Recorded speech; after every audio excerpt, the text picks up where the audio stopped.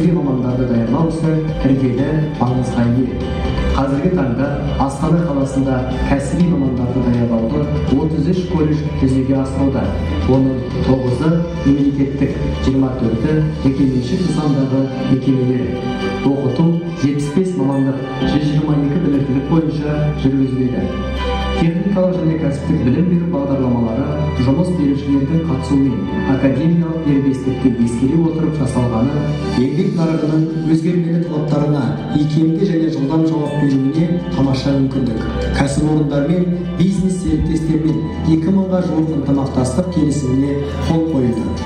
Колледждердің әлеуметтік серіктестері Қазақстан темір жолы ұлттық компаниясы, Қамқор Локомотив жауапкершілігі шектеулі серіктестігі, Труба зауыты акционерлік қоғамы, Есіл лифт сервис жауапкершілігі шектеулі серіктестігі, BI Group және Базис А құрылыс компаниялары, Астана Телеком жауапкершілігі шектеулі серіктестігі, Инсар Фуд жауапкершілігі шектеулі серіктестігі, Елорда ақшамы жауапкершілігі шектеулі серіктестігі, Lexus Президент дипломат қонақжайлары, энергетиктер қауымдастығы, елордалық туризм қауымдастығы, заңды тұлғалар бірлестіктері, сонымен қатар астаналық жетекші емдеу профилактикалық мекемелері, білім беру ұйымдары, сән және сұлулық индустриясы саласының кәсіпорындары тағы басқа.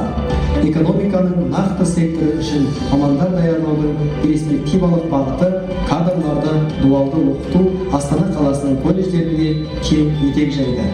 Құрылыс, энергетика және коммуникациялар, лифттер, көліктерге техникалық қызмет көрсету, қоғамдық тамақтандыру, киім өндірісі, қызмет көрсету секторы, сауда, медицина, педагогика және тағы басқа салаларда қазіргі заманғы материалдық техникалық базасы жеткілікті деңгейде және білікті мамандармен қамтамасыз етілген кәсіпорындармен келісім шарттар мен меморандумдар жасалды.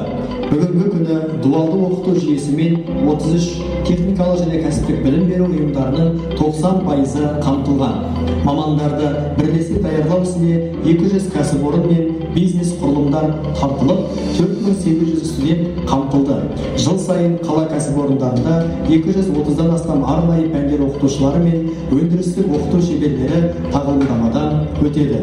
Соның нәтижесінде өндіріс, құрылыс, қызмет көрсету, медицина, білім беру, кәсіпкерлік және бизнес саласындағы барлық жаңалықтардан хабардар болуға мүмкіндік алады. Арнайы пән оқытушылары мен колледждердің өндірістік оқыту шеберлері тағылымдама барысында өндірісті басқарудың заманауи тәсілдері мен инновациялық технологияларды меңгеруі болашақ мамандарды даярлаудың тиімділігін арттыруына өз септігін тигізеді. Кәсіптік білім беру саласы мен бизнес серіктестердің кіріккен қызметінің айғағы кәсіпорындардан тәжірибелі мамандарды колледждердегі білім беру ісіне тарту. 2022 жылы колледждерде теориялық және тәжірибелік сабақтарды, өндірістік оқыту сабақтарын өткізуге кәсіпорындардан 241 маман тартылды.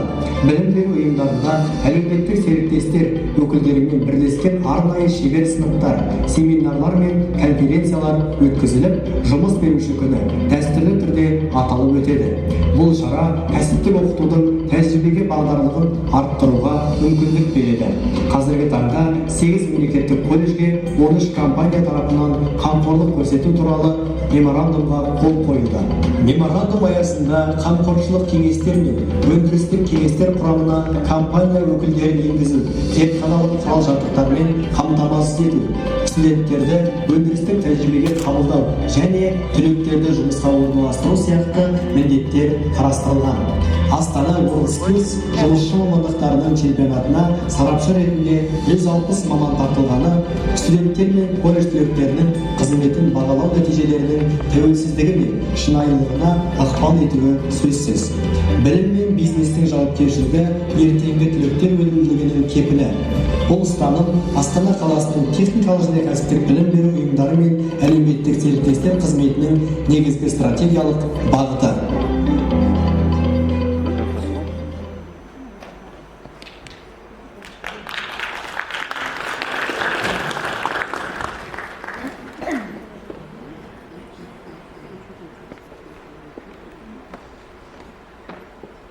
Қайырлы күн, құрметті әріптестер, әлеуметтік серіктестер.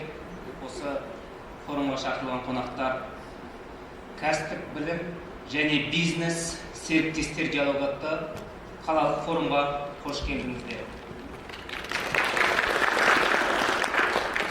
Стала традицией проведения такого рода форума в городе в Астане профессиональное образование и бизнес диалог партнеров, который направлен на укрепление социального партнерства с работодателями и бизнес-сообществами, обсуждение актуальных вопросов, совместной подготовки кадров и нахождение взаимовыгодных путей решения проблем.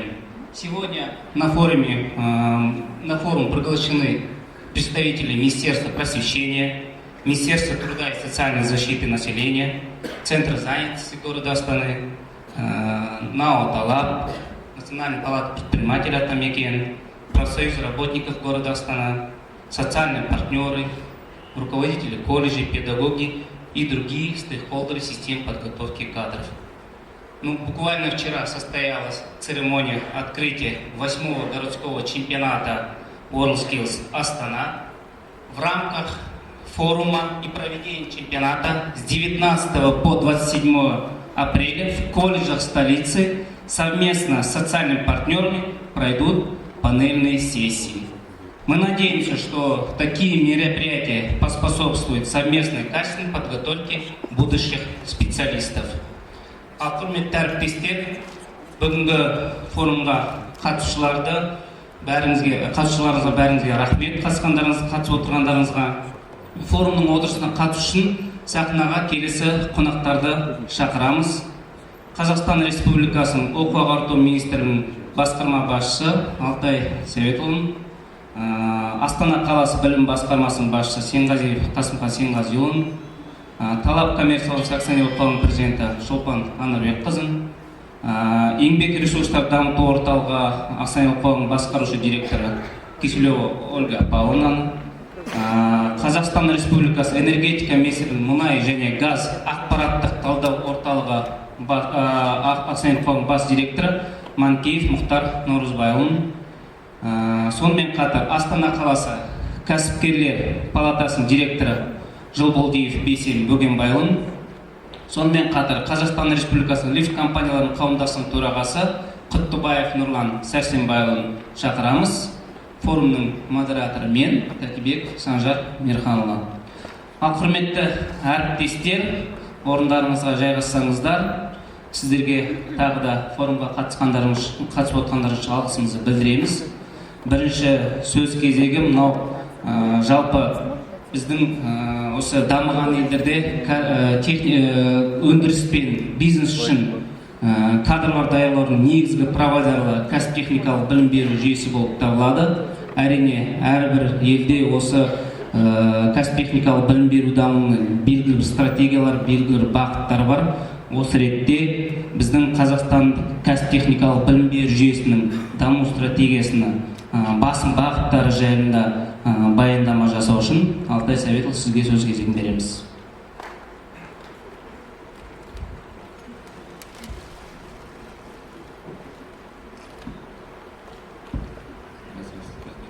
Қайырлы күн, құрметті әріптестер, бүгінгі форумға қатысушылар, құрметті қонақтар, құрметті кәсіпорын өкілдері, жұмыс берушілер. Бүгінгі сіздерді форумның ашылуымен Қазақстан Республикасы оқу ағарту министрлігі атынан құттықтаймыз. Енді бүгінгі экономика саласы үшін кадрлар даярлау барысы туралы баяндауға рұқсат етіңіздер.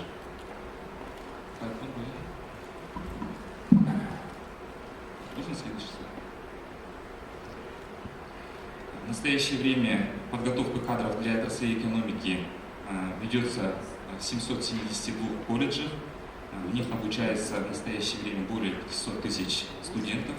В целом ежегодный прием составляет 180 тысяч человек. Из них 125 тысяч абитуриентов принимаются на базе по государственному образовательному заказу. В целом ежегодно выпускаются более 144 тысяч выпускников, из них 87 тысяч выпускников по государственному образовательному заказу. Как показал мониторинг, ежегодно трудоустраиваются по данным ГЦВП 60-65% выпускников технического профессионального образования по госзаказу. Как вы знаете, по поручению президента в 2019-2020 году по поручению президента в рамках проекта ЖАС Маман были оснащены современными оборудованием 180 колледжей страны. В настоящее время данные колледжи работают с данными оборудованиями. Следующий слайд. В целом, по поручению главы государства в рамках проекта «Качественное образование. Образованная нация» министерством планируется до 2025 года всех желающих абитуриентов, которые хотят поступить в колледж, мы планируем охватить бесплатным техническим профессиональным образованием. В прошлом году в колледже страны было принято более 120 тысяч выпускников школ по госзаказу. В этом году мы планируем более 130 тысяч выпускников школ охватить бесплатным обучением. В рамках этого в текущем году госзаказ будет увеличен на 50 тысяч мест. Вместе с тем, по поручению главы государства с прошлого года внедрена целевая подготовка кадров по заявкам предприятий. Как вы видите на слайде, в прошлом году 7727 выпускников школ были охвачены госзаказом по заявкам предприятий. В этом году мы планируем охватить более 10 тысяч выпускников школ по заявкам предприятий. Это данные МИЮ. Как вы видите на слайде, красным отмечены, у которых низкое взаимодействие с предприятиями. По городу Астана 528 выпускников школ были охвачены целевой подготовкой. В этом году мы планируем 700 человек охватить целевым госзаказом. Следующий слайд.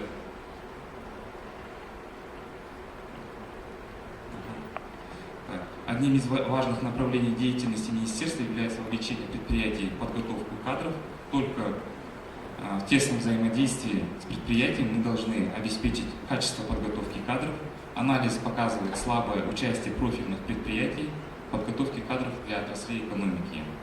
Из 6 тысяч предприятий только 1949 предприятий взаимодействуют с колледжами.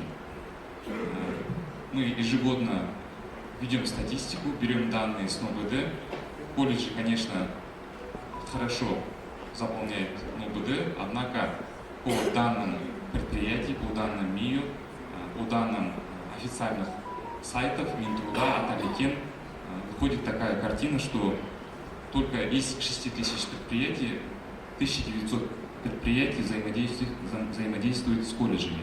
В том числе 1833 предприятия участвуют в дуальном обучении и организации практики студентов. В целом 498 предприятий над 410 колледжами шефствует. Анализ показывает слабое участие профильных предприятий в подготовке кадров для отраслей экономики. Одним из эффективных форм взаимодействия колледжей и предприятий является дуальное обучение. В настоящее время 6 тысяч, я уже как только что проговорил, предприятий взаимодействуют с колледжами, и из них 1900 колледжей в рамках дуального обучения. Мы должны дальше расширять участие предприятий в дуальном обучении. Дуальное обучение имеет ряд преимуществ для всех заинтересованных сторон.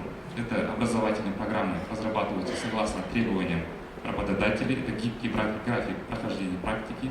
60% учебного времени студент проводит на рабочем месте и выполняет определенные функциональные обязанности. В период дуального обучения входит трудовой стаж обучающегося от 6 до 18 месяцев. В период дуального обучения входит следующие наставники с производства проходят обучение при НПП Атамикен.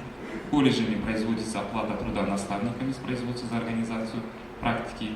Обучение специфичен для предприятий навыками и закрепления выпускников на предприятии.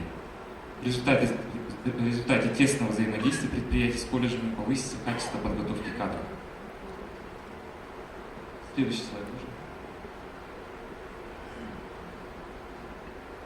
Следующее — шефство предприятий над колледжами. Одна из форм участия предприятий в подготовке кадров является шефство над колледжами. В настоящее время подписаны меморандумы соглашений между 498 компаниями по осуществлению шефства над 410 колледжами. Шефство предусматривает такие обязательства, как вхождение представителей предприятий в попечительские советы, оснащение МТБ лабораторными оборудованиями, принятие обучающихся на производственную практику, стажировку педагогов. В связи с этим призываем все предприятия к активному участию в подготовке кадров через шефство. Следующий слайд. Следующий слайд. Академическая самостоятельность. 2022 года, как вы все знаете, в колледжах страны внедрена академическая самостоятельность, которая позволяет разрабатывать образовательные программы совместно с предприятиями на основе требований ГАСО. При разработке образовательных программ колледжам совместно с работодателем предоставляется возможность самостоятельно определять объем и содержание дисциплин, модулей с сохранением общего количества кредитов, часов, отведенных на обязательное обучение. Определять последовательность, перечень и количество модулей, квалификаций в рамках одной специальности. Выбирать различные технологии обучения, формы, методы организации и контроля учебного процесса. В этой связи работодатели совместно с учебными заведениями имеют возможность самостоятельно регулировать содержание образовательных программ в соответствии с потребностями экономики. Также в целях повышения качества образования работодатели участвуют в экспертизе образовательных программ, которые определяют на соответствие профстандартов, НРК, профессиональных компетенций. По итогам обучения работодатели участвуют в проведении квалификационного экзамена, где обучающиеся демонстрируют на практике навыки, приобретенные в процессе обучения. В колледжах действует 458 индустриальных советов, которые включают представителей от работодателей. Основной задачей совета является предоставление консультаций и рекомендаций по актуальности, качеству и стратегической необходимости образовательных программ, реализуемых в учебных заведениях. Следующий слайд – это целевая подготовка по заявкам предприятий. По поручению главы государства министерством совместно с акиматами областей внедряется целевая подготовка кадров по заявкам предприятий с обязательством трудоустройства. Для этого предприятие берет на себя обязательства по 100% трудоустройству выпускника через трехсторонний договор. Всего в 2022 году по заявкам предприятий принято 7727 выпускников школ. В этом году мы планируем, только что я проговорил, 10 тысяч выпускников школ по заявкам предприятий. В этой связи призываем представителей предприятий к активному взаимодействию. Предприятие участвует в целевой подготовке кадров, дает заявку на подготовку кадров, участвует в отборе абитуриентов, берет на себя обязательства по организации практики студентов, участвует в разработке образовательных программ и УНК. Участвует в трудоустройстве выпускников, обучающихся по целевой подготовке кадров, принимает участие в итоговой аттестации обучающихся. В этой связи в этом году также призываем всех предприятий, представителей, работодателей к активному участию, к активному взаимодействию. Вместе с тем, на сегодняшний день имеются проблемные вопросы, которые необходимо решать в сотрудничестве. Это непрестижность и непривлекательность рабочих специальностей, отсутствие привлекательного социального пакета, низкая и неустойчивая заработная плата, тяжелые условия труда и сезонность работы, низкая роль предприятий в подготовке кадров, отсутствие точной потребности в кадрах, слабая материально-техническая база, оснащенность в целом у колледжей. Министерством совместно с СМИ будут приняты меры для обеспечения кадрами предприятий, в том числе по привлечению работодателей в подготовке кадров, это определение потребностей в кадрах, участие в размещении госзаказа, вовлечение в попечительские индустриальные советы, разработка и согласование учебных программ ТИПО совместно с предприятиями, усиление профориентационной работы среди молодежи по повышению престижа рабочих специальностей. решение вопроса обеспечения выпускников колледжей при трудоустройстве социальным пакетом, это пенсионное отчисление, медстрахование, отпускные и другие. Профилизации колледжей через укрепление материально-технической базы колледжей страны. Организации стажировок педагогов колледжей на базе предприятия. Следующий слайд. Как вы знаете, вот в мае месяце будет проходить по всей стране День работодателей. В целях эффективного сотрудничества с работодателями и повышения качества подготовки кадров, а также в целях усиления взаимодействия с предприятиями, с 17 по 18 мая будет проходить День работодателей по всей стране. Также в Астане, либо в другом городе с участием министра также будет проведен данное мероприятие. В этой связи просим всех представителей предприятий, работодателей к активному взаимодействию и сотрудничеству. Министерство готово оказывать содействие и подготовке квалифицированных кадров для отраслей экономики. Спасибо за внимание. Құрметті әріптестер, енді тағы да қосымша айта кетерім, жалпы министрлік тарапынан, жалпы мемлекет тарапынан жастарға деген үлкен қолдау көрсетіліп жатыр. Жалпы колледждердің қазіргі таңда кадрлар даярлаудағы әлеуеті жоғары. Өздеріңіз білесіздер, еліміз бойынша 180 колледжі жас маман жобасы аясында заманауи материалдық техникалық базамен жабдықталды. Сондықтан да осы дуалдық жыл сайын дуалдық білім беру жүйесі дамып келе жатыр. Жыл сайын министрлік пен мемлекет тарапынан жастарды жұмысқа орналастыру бойынша, оларды практикамен, мұғалімдер стажировкамен қамту бойынша бірқатар жұмыстар, шаралар атқарылып жатыр. Енді осы орайда жұмыс берушілерді, кәсіпорын өкілдерін тығыз ынтымақтастыққа шақырамын. Рахмет. Құрметті әріптестер, алда сіздердің сұрақтарыңыз болса, есть ли у вас вопросы представителей Министерства просвещения? Можете задать. Здесь сегодня идет форум, живая беседа, диалог. Алтай Сергеевич, тогда у меня один вопрос. Еще раз вы можете нашим коллегам, бизнес-партнерам пояснить основные, скажем, 3-4 инструмента взаимодействия с работодателем, с бизнес-сообществом, с системой подготовки кадров. То есть это дуальная система обучения и еще что какие-то конкретно, чтобы наши работодатели видели, знали, услышали.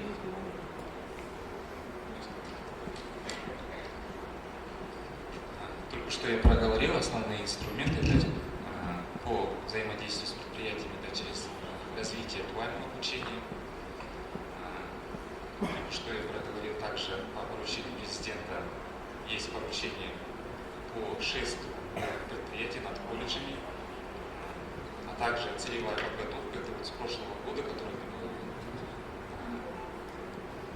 с прошлого года, новшество, которое осуществляется с прошлого года, целевая подготовка кадров, если она будет эффективно работать с предприятиями, если не перейдет это формальность, я думаю, эффект будет намного лучше через целевую подготовку кадров.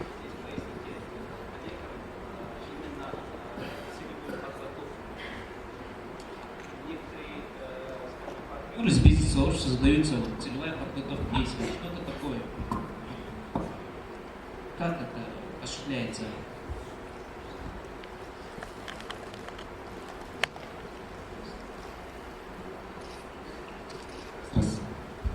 В рамках целевой подготовки министерством разработаны методические рекомендации по реализации целевой подготовки кадров.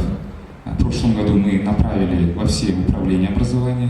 Я думаю, данную методическую рекомендацию колледжи направили всем представителям предприятий.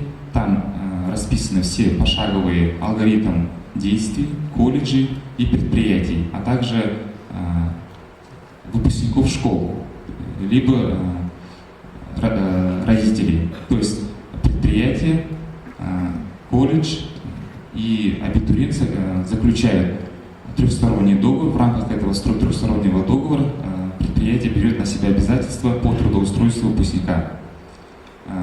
Некоторые колледжи немножко при отборе абитуриентов немножко делают по-другому, имеется в виду, либо они не осведомлены, как процедуру вот эту данную осуществлять. Они проводят выпускников школ через информационные системы, через конкурс. То есть хотелось бы сказать представителям колледжа, директорам колледжа, их не надо, выпускников школ, которые проходят по заявкам предприятий через информационные системы, то есть они проходят вне конкурса по итогам собеседования. То есть в собеседовании участвует потенциальный поставщик, то есть работодатель, в отборе абитуриента. Они вне конкурса проходят. Некоторые колледжи у нас по стране, такое бывает, через конкурс проходят. Они напрямую путем собеседования идут на государственный образовательный заказ. В целом мы несколько раз департаменты проводили совещания с представителями колледжей и с участием предприятий, несколько раз объясняли. Если вопросы будут, конечно, вы можете позвонить дополнительно в наш департамент 742289. Мы постараемся ответить на все интересующие вопросы. Рахмет, Алтай Советұлы. Баяндамаңыз өте маңызды, ауқымды. Бизнес серіктестер үшін өте қажетті ақпаратты бердіңіз деп ойлаймыз. Енді мына біздің осы өңірде жиналып жатырмыз. Астана қаласында кәсіп-техникалық білім беру жүйесінде маңызды бағыттардың бірі. Так, в городе Астане подготовкой кадров технико-профессиональным образованием занимаются буквально 33 колледжа. Колледжи города вносят значительный вклад в развитие, скажем, экономики нашей страны, то есть именно города Астаны. Следующее слово хотелось передать руководителю управления образования города Астаны Сингазирову Касымхан Сингазиевичу. Осы Астанада болып жатқан басты жаңалықтарды кәсіп-техникалық білім беру жайлы айта кетсе. Рахмет, Санжар Мелханұлы, өзіңізге үлкен ризашылығымды білдіремін. Бүгінгі біздің маңызды іс-шараларымыздың бірі мына кәсіптік білім беру саласындағы осы саланы ары қарай дамытуда осы бүгінгі жиналысты басқарып өзіңіз жүргізіп беремін дегеніңізге өзіміздің ұсынысымызды жерге қалдырмай мына кәсіптік салаға білім беру саласына колледждарға тікелей өзіңіздің қатысыңыз болған жақсы білеміз. Сондықтан тағы да алғысымызды білдіреміз осы бүгін модерация жасап берген үшін. Және де бүгінгі форумға біздің шақыруымызға қолдау көрсетіп, осы жерге келіп бір-екі ауыз сөз айтып, өздеріңіз ойларыңызбен бөлісеміз деп отырған білім оқу ағарту министрлігінің Алтай Советұлы сізге де үлкен алғысымды білдіремін. Осы жерде отырған әріптестерім атынан қала акционерлік қоғамының президенті Шолпан Анарбекқызы өзіңізге үлкен алғысымды білдіреміз. Мұхтар Наурызбайұлы мұнай және газ ақпараттық талдау орталығының бас директоры өзіңізге үлкен алғысымды білдіреміз. Талай жылдан бері өзіңізбен бірге жұмыс жасадық. Кезінде колледжде жүргенде талай іс-шаралардың басында жүрдіңіз, әлі де жүрсіз. Киселева Ольга Павловна, вам огромная благодарность, что откликнулись на наше приглашение. Еңбек ресурстарын дамыту орталығының Астананың басқарушы директоры Ольга Павловна, Астана қаласын дуалды дамытуды бойынша қазір сөз қозғайтын Бейсенбі Көкембайұлы. Бейсенбі Көкембайұлы біздің региональный НПП-ның басшысы. Біз қоянболдық бірге жұмыс жасап жатырмыз. Қазір ол бойынша да дуалды оқыту бойынша қысқаша өзім тоқталып кететін боламын. Және былтырдан бері біз осы бір-екі жыл болды лифт шаруашылығына көп көңіл бөліп жатырмыз. Былтыр колледжде лабораториясын жасадық. Неге десеңіздер, өздеріңіз көп ақпарат құралдардан естіп жатсыздар. Бір жерде лифт болып жатыр екен, бір жерде эскалатор өткендегі Сарыарқадағы тежеліп, соның барлығы кадрлардың мүмкін дұрыс дайындалмағандығы, оны қызмет көрсету, обслуживать ету жағынан мәселелер бар деп ойлаймыз. Сондықтан Нұрлан Сеңсенбаев өзіңізге үлкен рахметімізді айтамыз. Қазір осы төңірегінде де ой қозғайшылар деген ойдамын.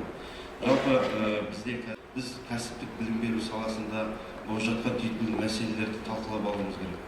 Ол өте мүмкіндік. Бірінші талқылайтын ол біздің эксперттеріміз, сол чемпионаттың алаңда жүріп, қандай құзыреттіліктер жетпей жатқандығы, студенттер қатысып жатқан студенттердің нені біліп, нені білмей жатқандығы. Содан кейін одан бөлек біз осындай жерлерде қазір осы 17-сінен 28-і аралығында бізде үлкен қалалық әртүрлі бағыттар бойынша секция жұмыстар жүретін болады. Ол IT бағыты, білім саласы бойынша, құрылыс саласы бойынша, сервис, туризм саласы бойынша әртүрлі бағытта жұмыс берушілермен бірге, әлеуметтік серіктестермен бірге бір-біріміздің бетімізге қарап тұрып, нені білім беру саласы дұрыс дайындамай жатыр, неге бизнес саласы көбірек көңіл аудару керек. Әйтпесе бізде қаншама жыл осы салада сөз қозғап жүрміз, осы бағытта. Әлі бір ортақ шешімге келген жоқпыз. Бизнес әлемге дейін айтады. Бізде қазір 200-ден астам біз қаладағы бизнес өкілдерінен сұраған кезде 200-ден астам біздің бизнес өкілдері айтты. 92-93% біздегі шығып жатқан колледждерден шығып жатқан түлектерге олар қанағаттанбайды. Мы недавно проводили опрос такой перед подготовкой региональной карты занятости, атласа новых профессий, изучали, проводили анкетирование среди 200 предпринимателей, это начиная от таких крупных компаний, как BA Group, и Базис, и так далее, заканчивая индивидуальных предпринимателей мелких, да, и они в один голос говорят, что 92-93% уже анализ показывает, что они, наши работодатели, социальные партнеры, работодатели наши, да, недовольны подготовкой качества. Поэтому, наверное, мы в этой связи должны акцент уделить. Первое – это на образовательную программу. Спасибо Министерству просвещения, сколько лет мы об этом говорили, что нужна академическая свобода колледжам, чтобы колледжи совместно с работодателями обсудили на индустриальных советах и приняли свои образовательные программы, которые удовлетворяют рынок, которые удовлетворяют наших работодателей. Да? На сегодняшний день в городе уже 477 образовательных программ они разработаны, но где есть хорошие отработанные индустриальные советы, мы видим, что там уже 223 образовательные программы готовы, но из 477 только 254, это чуть больше половины, прошли регистрацию в базе данных, которую у нас координирует НАО-ТАЛАП. Но мы видим, что где индустриальный совет хорошо поработали, там мы видим, что образовательные программы, они качественные и они быстро проходят все регистрации и требования. Трудоустройство выпускников. Одна из больших проблем, конечно, работодатели наши, социальные партнеры говорят, что навыков хватает. Мы видим, если навыков достаточно, грамотного специалиста выпускаем, эти выпускники, они остаются на своих рабочих местах, но мы видим, что после первого года трудоустройства, если у нас оно первый год составляет 60-65%, не под некоторыми специальностями то и больше, но анализируем, когда через 2 года, через 3 года уже остается где-то 20%, ну, если натянуть 30%. То есть у нас молодежь не остается на своих рабочих местах и приходится обратно вкладывать средства и через краткосрочный курс или другие инструменты государственные надо будет их переобучать, или же та молодежь, которая не остались на своих рабочих местах, не удержались, они выполняют категорию них молодежи. Чтобы они закрепились на своих рабочих местах, я думаю, правильный тот инструмент, который уже несколько лет, наверное, дуальное обучение, лет, наверное, 20, наверное, точно. Мы обсуждаем вопрос дуального обучения, но так и до конца не отработали.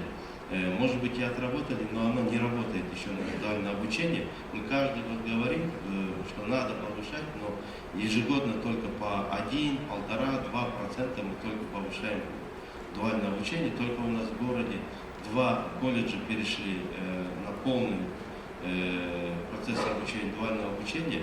Это у нас колледж общественного питания и технологический колледж. Есть, конечно, колледжи, где есть потенциал, это колледж транспорта и коммуникации. Почему дуальное обучение не перевести полностью совместно с компанией Казахстан Темиржол, у которой есть такой сильный потенциал, с ними можно было перевести весь процесс обучения на дуальное обучение. В строительно-техническом колледже есть такие большие возможности, в техническом колледже, колледже и Гумилева, педагогический колледж. Но все-таки этим колледжам, наверное, больше акцент надо делать на подготовку кадров дуального обучения. Мы видим, как по дуальному обучению тоже анализируем наших выпускников, как они трудоустраиваются. Там уже идет трудоустройство от 85% и выше, и закрепление на трудоустройство уже как других, да, 20-30%, да, а мы видим уже, что там уже 60-70% они закрепляются на своих рабочих местах. По поводу госзаказа, да, госзаказ, только что Министерство просвещения и восстания тоже цифры озвучили, что у нас ежегодно госзаказ повышается, мы будем ежегодно повышать, и к 2025 году мы планируем, что техническое профессиональное образование по востребованным именно специальностям обучение будет полностью бесплатно. Если в прошлом году у нас госзаказ был на уровне 7300 мест грантов, то в этом году уже 8500 мест. Мы к 2025 году доведем цифру 10-11 тысяч мест государственного заказа. Это то количество выпускников, абитуриентов, которые придут в наши колледжи в 2025 году. Думаю, сегодняшние наши спикеры тоже поднимут очень актуальные вопросы, но хотелось бы сказать, что действительно без такой тесной связи бизнеса и образования мы не достигнем тех результатов, тех ожиданий, которые от нас ждет государство, общество. Только совместными усилиями, совместными нашими действиями мы достигнем высоких результатов. Жалпы осы бүгінгі форумға сәттілік тілегім келеді. Қазір форум аясында сұрақтар болады, сұрақтардың барлығына жауап беруге дайынбыз. Біздің Астана әкімдігі тарапынан, білім басқармасының тарапынан қандай да бизнес өкілдеріне қандай да қолдан келетін көмектеріңіз болса, көмек көрсетуге дайынбыз. Рахмет.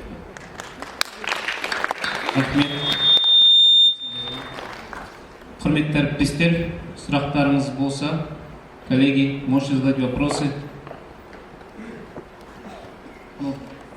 Опять же, Асмхан Семигазевич, тогда вопрос к вам. Примерно, можно сказать, ежегодно в столицу из пригородных районов прибывает примерно 141 тысяча человек. Примерно. Это я статистические данные примерно говорю.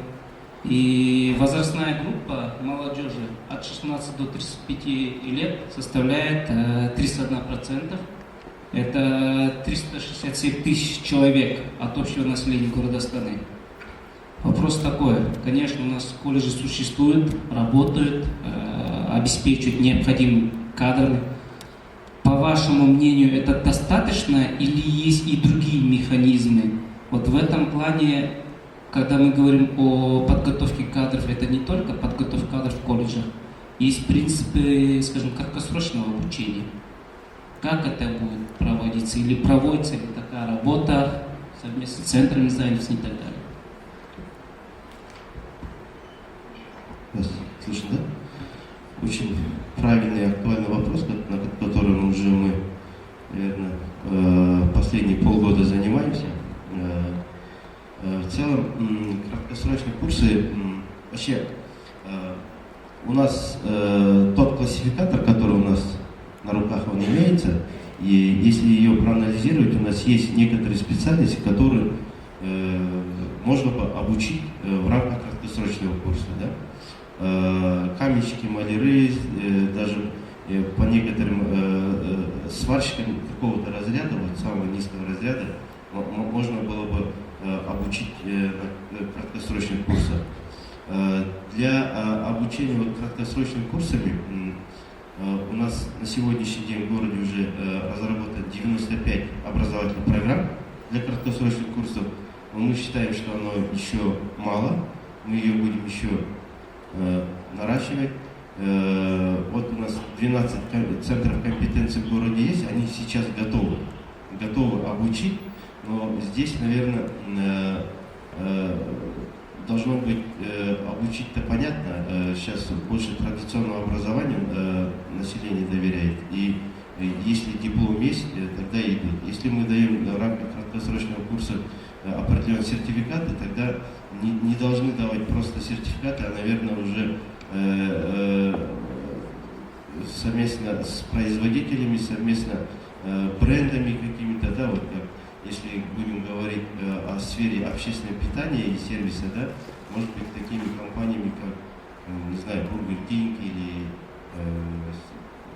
или же другими компаниями, как вот, Политехи был у нас, Броверс, Кнауф, Технониколь, совместно с ними обучать и сертифицировать наших людей, которые будут проходить через эти центры компетенции, через краткосрочный курс. В целом город готов на сегодняшний день. Самое главное нашим колледжам, наверное, больше быть открытыми и мобильными и быстрыми для организации краткосрочного курса. Рахмет.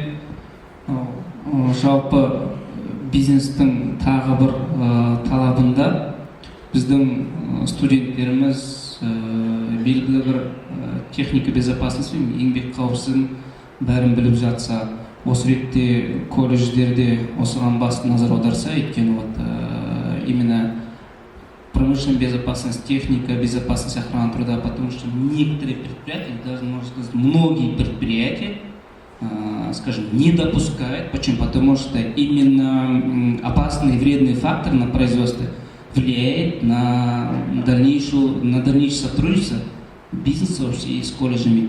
Осы сұрақта өзекті деп ойлаймыз, жалпы айтқанда.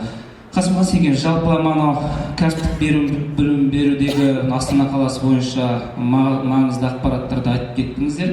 Тағы да енді Қасым Қасенович қосыла кетіп, мынау Астана қаласының бизнес қауымдастығын кәсіп техникалық білім беру жүйесіндегі колледждерімізбен басқа да провайдерлармен бірлесе отырып жұмыс жасауларыңызға шақырамыз. Осындай диалогтық алаңдарда, форумдарда осыған біз басты назар аударып, мынау белгілі бір өңірдің, Астана қаласының өңірінің, жалпы еліміздің экономикасын дамытуға үлес қосатын азамат пен азаматшаларды сізбен біз тәрбиелейміз деген ойдамыз. Енді осының ішінде жалпы еліміздің колледждерінде көптеген өзгерістер енгізіліп жатыр. Жаңа Алтай Советұлы да айтып кетті, академиялық дербестік, модульдік, мақсаттық дайындық деп. Дегенмен де осы көп өзгерістердің жанында мынау мақсаттық дайындауда да, қолданбалы бакалавриаттарда да осы өзгерістердің жанында бағыт берушілердің бірі талап коммерциялық емес акционерлік ұйымы болып табылады. Осы ретте арнайы шақырылған шараға Шолпан Анарбековнаны ортаға шақырсақ, сізге сөз берсек.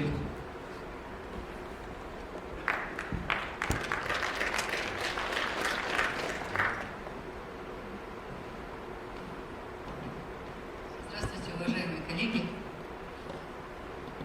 Разрешите представить вашему вниманию наши подходы к развитию системы диплома лесного пикета.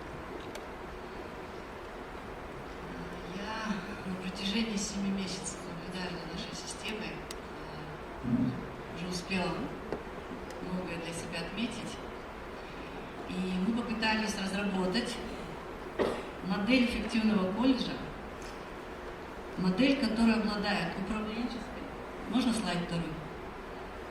Модель, которая обладает управленческой, финансовой и академической самостоятельностью, которая объединяет компетентных педагогов и специалистов диплома и стимулирует развитие инноваций и предпринимательства в республике.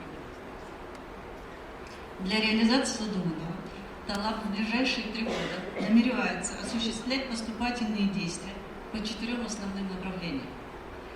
Это внедрение корпоративного управления в систему ТИПО, создание и внедрение системы управленцев и педагогов ТИПО, создание экосистемы предпринимательства и развитие движения WorldSkills Казахстан, а также, самое основное, методологическое обеспечение системы ТИПО на основе прикладных исследований, внедряющие инновации и передовой опыт. Позвольте коротко остановиться на наших направлениях. Следующий слайд. На слайде представлена модель взаимодействия при корпоративном управлении. То есть здесь мы показываем, что же это такое на самом деле. На сегодняшний день нами разработана программа повышения квалификации руководителей колледжей, которая включает в себя обучение руководителей основам корпоративного управления, гибким подходом в управлении колледжем, а также охватывает вопросы обеспечения финансовой устойчивости. На эту тему мы выделили отдельный блок, где мы будем говорить о разработке необходимых и всех финансовых стратегий, которые должны быть в любой организации. Кроме того, мы будем уделять особое внимание на обеспечение прозрачности деятельности колледжа. И уже в 2023 году запланировано обучение 1200 руководителей колледжей по этой новой программе. Нами планируется разработка сертификационной программы подготовки членов наблюдательных и попечительских советов для обеспечения профессионального и эффективного управления колледжем с учетом интересов всех заинтересованных сторон. Это колледж, исполнительный орган, орган управления, а также собственник. Управление, колледжем на должном уровне. Подчеркиваю это слово, акцент именно на нем. На уровне, обеспечивающий динамичный и финансово устойчивый рост каждого колледжа. Пора уже решить вопросы недофинансирования колледжей и перейти к вопросам развития инноваций и коммерциализации. Это призвано обеспечить в том числе и управленцы новой формацией. Можно следующий слайд. По поручению руководства страны и Министерства просвещения Республики Казахстан нами прорабатывается вопрос создания кадрового резерва руководителей ТИПО, обладающих лидерскими качествами в управленческой деятельности. При отборе кандидатов будет уделено особое внимание таким качествам, как системное мышление, креативность и умение решать сложные задачи. После отбора планируется обучение кандидатов, в том числе и не ограничиваясь корпоративному управлению, фандрайзингу, финансовой грамотности, коучинговому стилю управления организацией. Для улучшения качества педагогической деятельности в колледжах Талап планирует разработку линейки профильных курсов совместно со специалистами из производства. Уже в этом году при обучении педагогов будут привлечены из производства более 200 специалистов, для которых мы создадим специальную программу и поможем специалистам эффективно передать знания, которые у них есть уже в системе. Следующий слайд. Подводя все сказанное к теме сегодняшнего форума, хочется отметить. НАУ Талап является центром методологического обеспечения системы ТИПО на основе прикладных исследований и внедряющих инноваций передового опыта. И готов стать экспертной площадкой для обмена опытом и рассмотрения путей решения задач, поставленных перед нами всеми, и мы призываем объединить наши усилия совместно с работодателями и самими колледжами. Талап готов рассмотреть любые способы кооперации с представителями бизнеса и их амбассадорами для внедрения эффективных технологий в систему ТИПО, в том числе корпоративное управление, доверительное управление, создание фондов целевого капитала, методов обеспечения прозрачности в деятельности колледжей и многое другое. Спасибо. Әріптестер, сұрақтарыңыз болса, мен Талап ұйымында көп әріптестерім біледі. Біраз жұмыс жасадық. Осы белгілі бір бағыттарда белгі жүзеге асырып, Шолпан Нұрекін айтып жатыр ғой, басқарудағы басты белгілі форматтарды әзірлеп жатыр. Дегенмен енді колледждерде мынандай сұрақ тууы мүмкін Шолпан Нұрекіне. Осы басқарудың формасы өзгере ма, мынау АО, НАО ма, ТО ма, ол вопростар қаралып жатыр ғой да бізде жалпылама. Енді колледждерді осы бағыт бойынша жұмыс жасауға шақырамыз. Бұл енді қазақта жақсы сөз бар ғой, балық басынан шіриді дейді. Ол қатты айту деген сөз емес, бірақ көп дүниенің барлығы басқаруға басты назарда ұстау керек. Сондықтан кәсіп техникалық білім беру жүйесіндегі басқарудың да жаңаша бір бағыттары қарастырылып, сіздерге де белгілі бір септігін тигізеді деген ойдамыз. Мынау кәсіп техникалық білім беру жүйесіндегі директорларымыз ұмытпауымыз керек бәріміз. Бұл мемлекеттік жұмыс, жалпы айтқанда елімізге, жерімізге қызмет жатқан жұмыс, бұл жергілікті мекеме емес. Сондықтан да көбіне кәсіпорындармен де бірлесіп жұмыс жасау керек. Кеше ғана белгілі бір жұмыс берушімен сөйлесіп едім. Мен учебный центр ашам ғой, белгілі бір колледжбен бірге жұмыс жасаймын десем, әрине практикаға алады, береді өзінің балаларын. Бірақ дегенмен де толықтай бермей, басқа бір көздерін қарастырады. Сондықтан да осы ретте де бұл енді жалпы Астана қаласының ғана емес, жалпылама айтылып жатқан дүние. Білім беру ұйымдарыменен кәсіп орындардың арасындағы бірлескен жұмыс өзінің септігін тигізеді. Өйткені кәсіп техникалық білім беру жүйесінде біз екі басын бағытта айтамыз. Бірі колледждің студенттерін әлеуметтендіруіміз, социализация говорит. И то, что система подготовки кадров должен, то есть система, скажем, ТИПО должна подготовить качественные кадры для технологического уклада, для индустрии 4.0 сегодня в городе Астане и в целом для экономики нашей страны.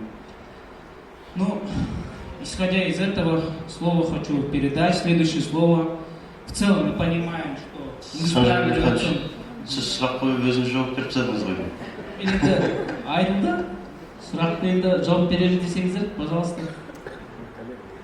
Рахмет, жауап бергеніңізге. Сәжан Ерғансыз көп жылдан бері біздің ұйымда жұмыс істеген, сондықтан өзі айтып кетті. Негізі мы хотим делать действительно системные вещи, поэтому мы хотим, чтобы работодатели были реально в управлении процессами, которые происходят в колледже. Основные три акцента, которые мы сделали, это управление, то есть настоящие лучшие практики. На наших курсах мы расскажем о них и будем показывать. Мы готовим сейчас третий модуль гибкие подходы в управлении, соответственно, с очень сильными организациями, которые это умеют делать, это коучинговый стиль управления. Мы хотим обучить всех членов попечительских советов, которые находятся в управлении, как это делается на самом деле, чтобы ни у кого не было никаких иллюзий и делать именно качественно работу. Почему сегодня сказала акцент именно на том, что мы уже почти лет, сколько я в системе образования работаю, лет 12, мы решаем вопросы недофинансирования. Мне кажется, нужно уже просто их решить. Решить и двигаться к инновациям. Иначе мы так застрянем. И здесь однозначно нам нужна помощь работодателей. Сегодня, на протяжении 30 лет, государство делало и создавало очень много условий для того, чтобы развивался частный бизнес. Вот мы недавно кинулись смотреть, хотели делать какие-то вещи, лишние слова сказать. Оказывается, мы как организация с участием государства очень ограничены на рынке. То есть нам туда нельзя, сюда нельзя. И это говорит о том, что бизнес сегодня занимает практически 90% рынка. И денежные потоки все находятся там. И сейчас на самом деле нужна реальная качественная помощь для системы ТИПО. Ну и вообще для всей системы образования. И мы хотим, чтобы бизнес не просто вертолетно скидывал нам какие-то деньги, там оборудование купил, здесь купил и так далее. Мы предлагаем объединять усилия и создавать методологию, как это все должно работать.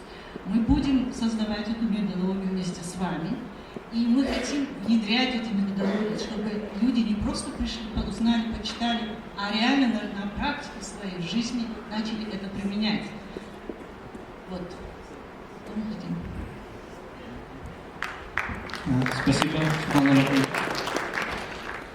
Енді осы келесі спикер көшпес бұрын айтқым келіп отырғаны, қазіргі таңда мәжілісте біліктілік жайлы, кәсіби біліктілік жайлы заңнама әзірленіп, осы бағытта жұмыстар жүргізіп жатыр.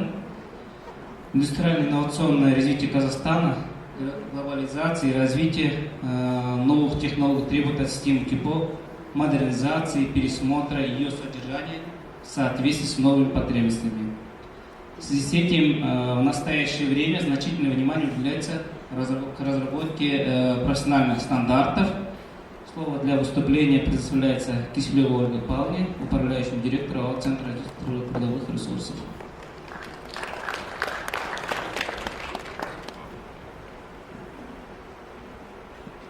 Добрый день, уважаемые коллеги. Добрый день, участники форума. Очень приятно и в какой-то степени ответственно выступать перед такой профессиональной экспертной аудиторией, которая на протяжении уже более 75 лет готовит профессиональные кадры для рынка труда.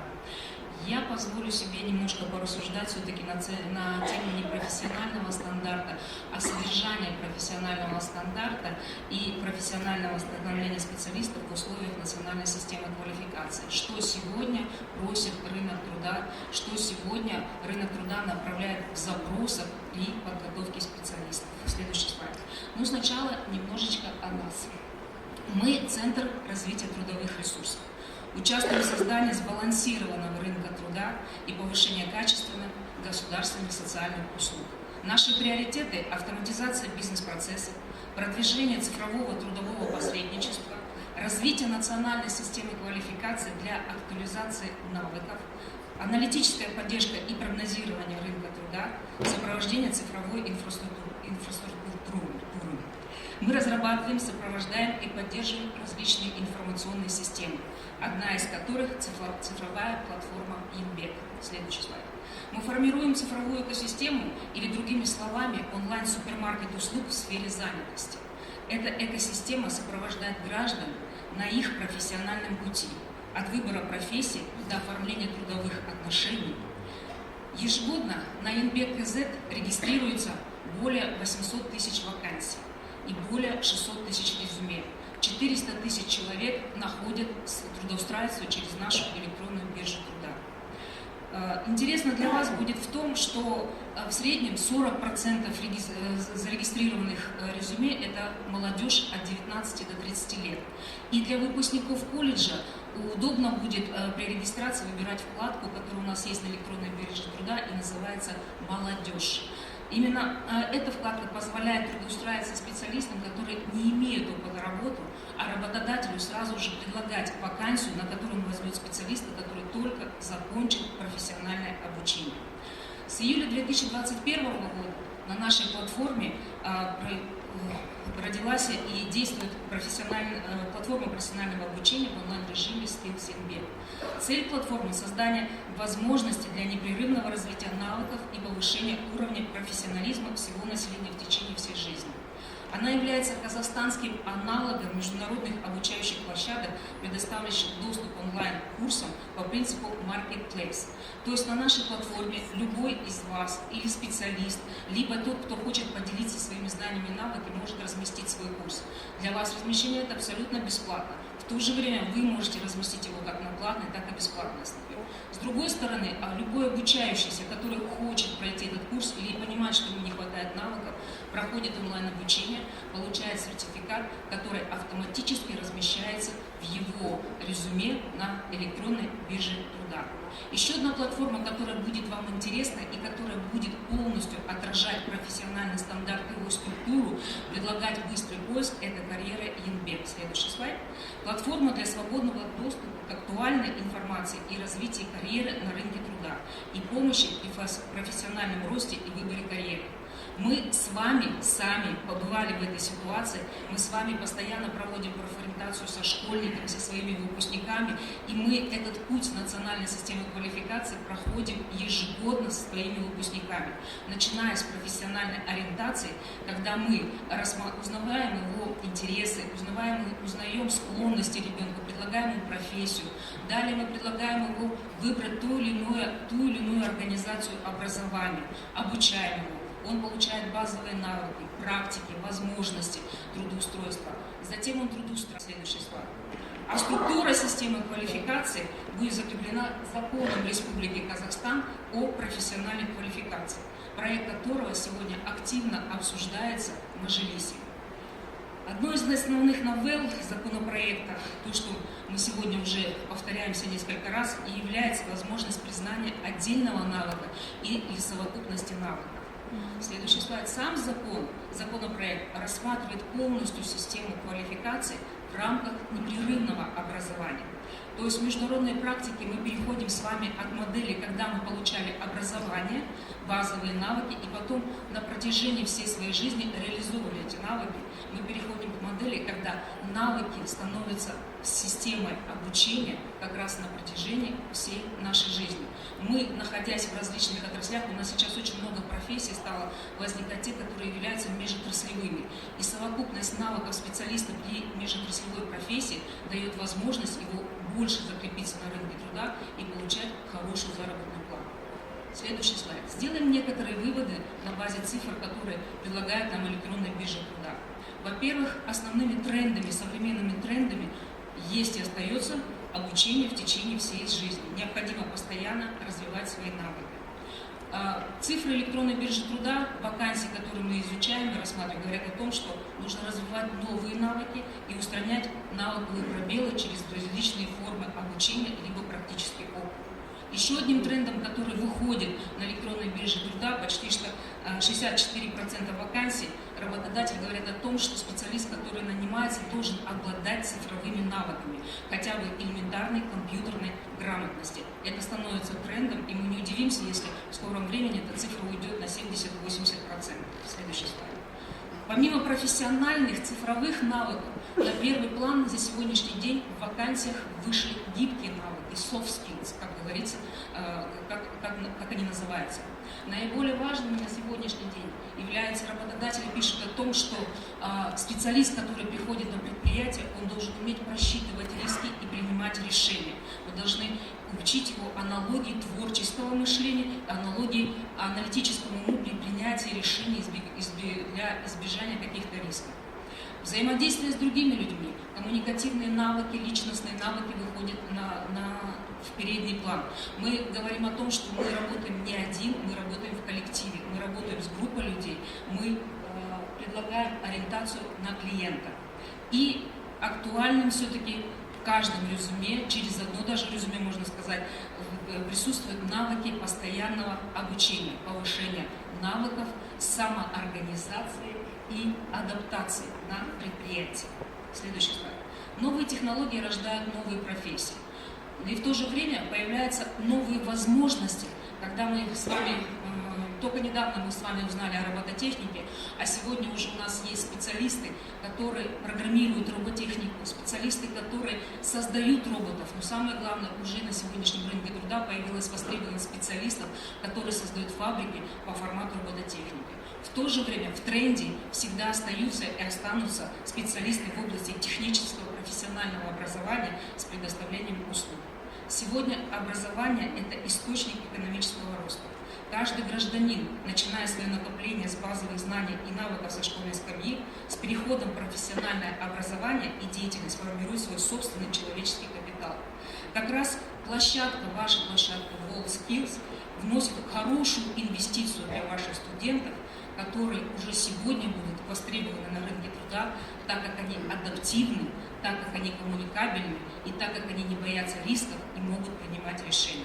Желаю вам удачи в достижении новых высот. Следующий слайд. А мы вас ждем на нашей площадке электронной биржи труда. Спасибо за внимание.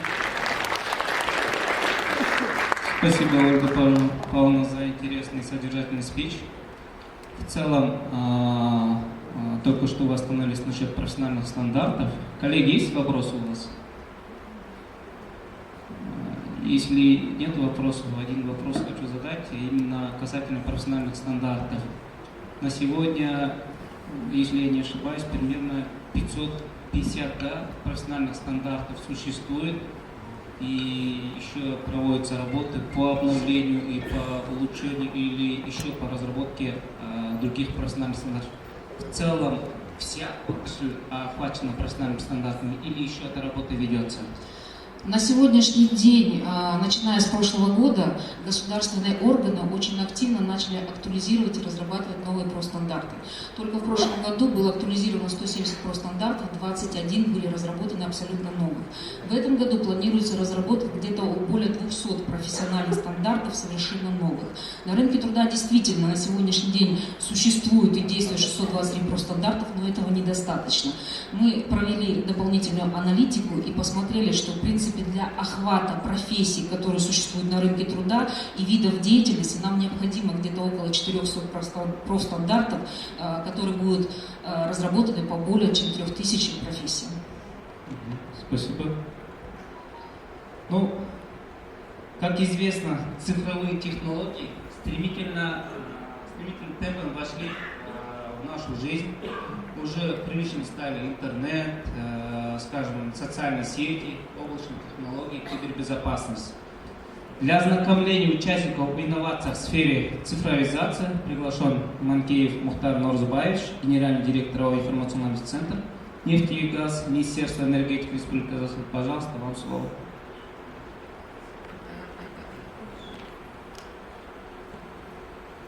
Қайырлы құрметті әріптестер, бүгінгі форумға қатысушылар, шынымен өте маңызды мәселе талқыланып жатыр. Қазіргі таңда адами капиталды дамыту, адами капиталды одан әрі қандай деңгейде дамытамыз, Қазақстанның болашағына тікелей өз әсерін тигізіп жатыр.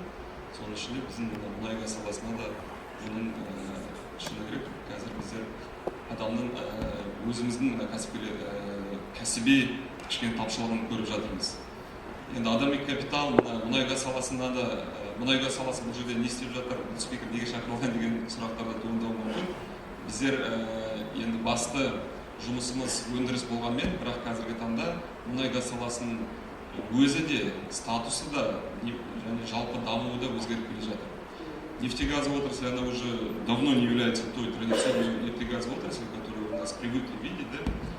Да, есть определенные специальности, которые неизменны, как буровики, производственники и так далее, но я вам хочу сказать, что практически 90% людей сегодня у нас работают на сопутствующих направлениях, сервисных направлениях, либо так называемых по поддержке развития предприятия. А это как раз таки непосредственно касается развития человеческого капитала.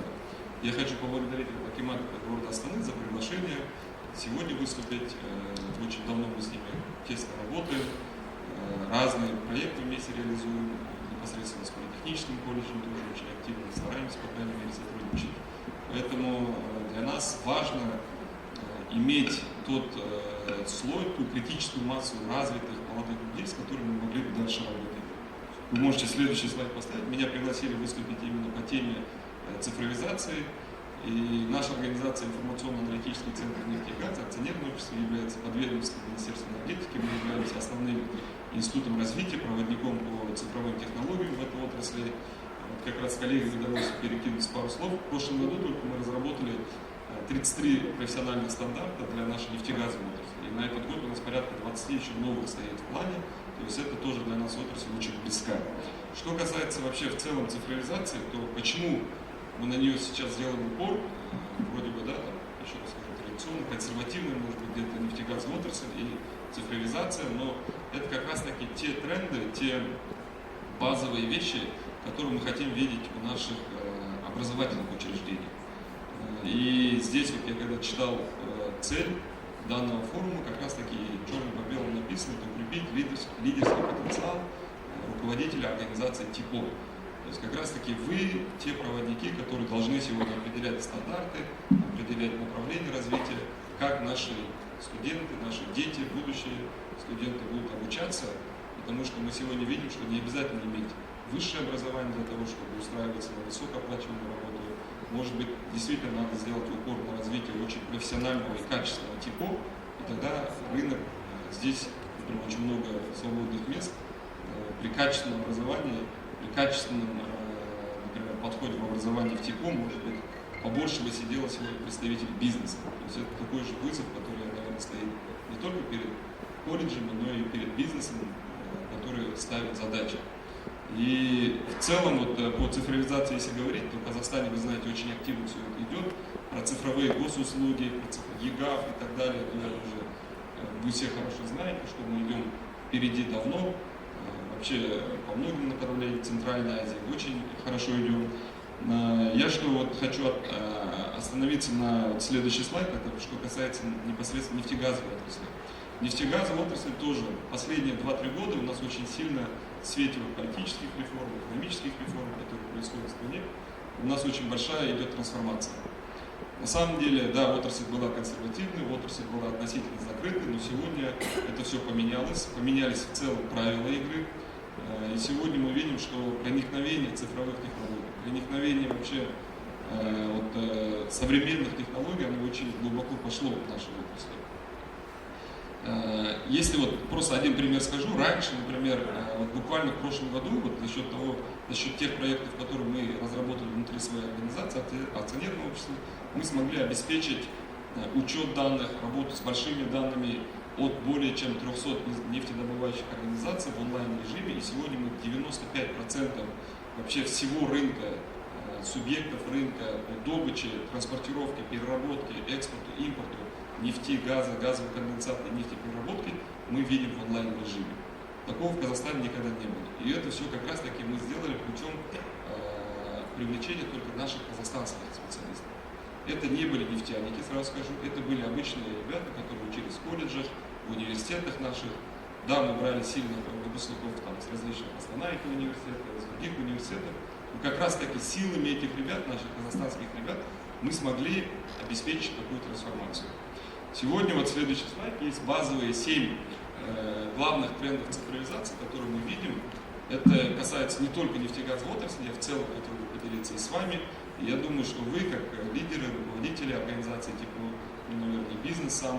Бизнес, он, конечно, его не надо заставлять, он голосует рублем, да?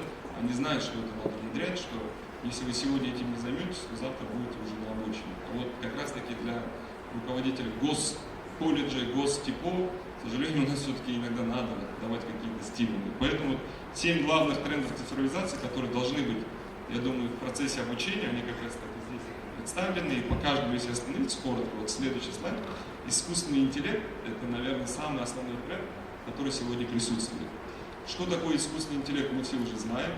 Если говорить про систему образования, то вы знаете, уже ведущие даже вузы, Стэнфорд, Гарвард, они начали бороться с дипломами, с куррикулумами, которые разрабатывает ChatGPT, искусственный интеллект, и они уже разрабатывают систему по защите от искусственного интеллекта. То есть мы сами своей одной рукой создали этот искусственный интеллект, и второй рукой сами теперь начинаем бороться с ним же, да?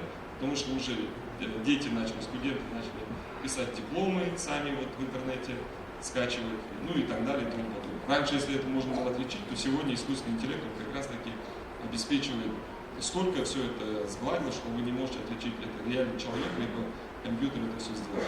Но есть такое выражение, что не надо бояться искусственного интеллекта, да? Надо бояться людей, которые будут управлять этим искусственным интеллектом. Потому что за каждой этой технологией стоят люди, которые что-то разрабатывают, обучают, ну и дальше внедряют. И потенциал, наверное, внедрения ИИ, образовательный процесс на сегодняшний день очень высок. Следующий слайд – это еще один тренд – Big Data, так называемые большие данные. Например, вот есть такие цифры, что за последние 10 лет в мире саккумулировано такое количество информации, либо вот Big Data, которое за предыдущие 300 лет аккумулировалось. То есть ежедневно вот за счет смартфона снимают на фото, видео, хранятся на серверах. Это же все, вот мы в онлайн-режимах сидим, сохраняется, если не на ваших телефонах, то вы знаете, что где-то есть сервера, которые у себя это все генерируют. И фактически, что сегодня мы обязаны работать с этим большим потоком больших данных, да, которые с одной стороны, должны и дать, например, качественный анализ, как развивается, например, та или иная отрасль. Что касается, опять же, системы образования, здесь, наверное, очень легко, да? Большие данные, например, учитывать, куда устраивается ваш выпускник, какие у него успехи, не только факт трудоустройства выпускника, но и факт того, как он работает, какие у вас есть фидбэк, то есть обратная связь от работодателя, какие качественные, вот коллега говорил, что сегодня уже hard skills, либо вот эти фундаментальные знания, они, вы знаете, уже оцениваются в 2 раза ниже, чем soft skills, чем мягкие знания. Коммуникации, лидерские навыки, умение презентации давать, эмоциональный интеллект и так далее и тому подобное, все вот эти soft skills. Сегодня вот даже я как работодатель, когда разговариваю с новыми, со своими, проводим собеседование, мы упор делаем как раз таки на развитие soft skills. Потому что hard skills мы понимаем, что ему обучиться можно буквально там полгода, год. Даже вот обратно возвращаясь к университету, вы знаете, что в университетах уже есть 3-годичная программа обучения. То есть я лично, если, например, как инженер-нефтяник в свое время обучался 5 лет, то сегодня я уже не так конкурентоспособен с теми ребятами, которые обучались там, по 3 года, может быть, за 2 года они могут это все принять, что есть сегодня в мире. Да? И это как раз таки big data. Ну вот тоже интересная, наверное, статистика для того, чтобы вы понимали, какие объемы идут. К 2025 году есть такой прогноз, что вырастет объем в 4. Вот я говорил, что за последние 10 лет мы уже 200-300 лет назад обошли, да? Но и каждый год мы увеличиваем. И 175 зеттабайт. Зеттабайт мы, наверное, даже многие из нас не слышали до этого времени. Раньше терабайт для нас был много. Вот это 1 зеттабайт, это 34 миллиарда смартфонов, таких, самые используемые, особенно Samsung, да? Вы понимаете, сколько это может быть, какой объем данных аккумулируется ежедневно, ежесекундно. Поэтому очень важно работать с большими данными сейчас, очень важно в правильном русле, наверное, их понимать. Следующее направление – это расширенная реальность, или так называемая augmented reality. Да? Это расширенная реальность как раз таки непосредственно, которая касается системы образования. Например, в нашей отрасли, нефтегазовой отрасли, сейчас мы внедряем очень много пилотных проектов, либо компании крупные сами уже давно это все сделали, когда приходит новый сотрудник, они говорят, вот эти стандартные, вы знаете, да, забудь все, чему тебя учили в вузе, сейчас мы вас научим здесь. Но фактически это так и происходит, к сожалению. И там они говорят, вот тебе новое направление, новый симулятор, дополненная реальность, виртуальная реальность, цифровой двойник того или иного технологического процесса, объекта, месторождения. И они уже, прежде чем дают допуск на работу на непосредственно производственный объект, они его прогоняют сначала через виртуальную реальность. А почему бы это сначала у нас, не сначала, а почему бы это не внедрить как раз таки на базе колледжа и не обеспечить как раз таки уже максимальную готовность выпускника для того, чтобы он сразу пошел в работу. Здесь уже, вы знаете, с помощью виртуальной реальности принимают экзамены. Есть примеры, вот здесь я даже специально выписал, в некоторых вузах уже разработали так, что аватар Альберта Эйнштейна, он обучает студентов своим же голосом, обучает физике, условно, да? То есть применений очень много. Либо студентов, которые учатся искусству, обучают Ван Гог рисованию. То есть это, может быть, будет также интересно. Тут вопрос, наверное, только фантазии и как вы это все можете использовать. И поверьте мне, это, наверное, руководители колледжей, директора, завучи и так далее, может быть, сейчас думаете, как это все сделать, но если вы найдете активных ребят у себя в колледже, если вы найдете там, таких продвинутых студентов, которые у вас обучаются, они сами вам подскажут, где и как это все использовать. И здесь остается только вопрос в том, чтобы это все правильно внедрить и в учебном процессе не помешать. Следующее – это метавселенные, тоже один из больших трендов, который буквально самый новый тренд, наверное, появился. Метавселенные что обеспечивают? Например, обороты там огромные, деньги огромные крутятся, может быть, там это в основном в IT для разработчиков, но, например, что касается образовательного процесса. Вот Косяки уже говорил, что мы с ними давно работаем. Я вот сам еще также являюсь почетным консулом Финляндии, Республики Финляндии и Республики Казахстан уже долгое время, и мы с ними разрабатываем и работаем над таким проектом, когда можно в этой метавселенной, например, колледж Астаны, и какой-нибудь колледж в Финляндии проводить совместные уроки. И там есть как раз такие элементы, не только метавселенной, но и дополненной реальности, и аватаров и так далее. И вот эти совместные уроки, они спокойно могли бы вам обеспечить там, дуальное образование не только там, с производством, но и с вашими коллегами за рубежом по самым высшим стандартам. То есть, еще раз скажу, применений действительно очень много. Следующее – это автономные системы. Тоже вот, коллеги говорили до этого уже, что новые фабрики, роботизирование и так далее, но сегодня разрабатываются. Это, да, действительно уже есть. Сегодня уже, например, там, беспилотные аппараты, беспилотные экскаваторы, которые удаленно работают, да, ими уже никого не удивишь.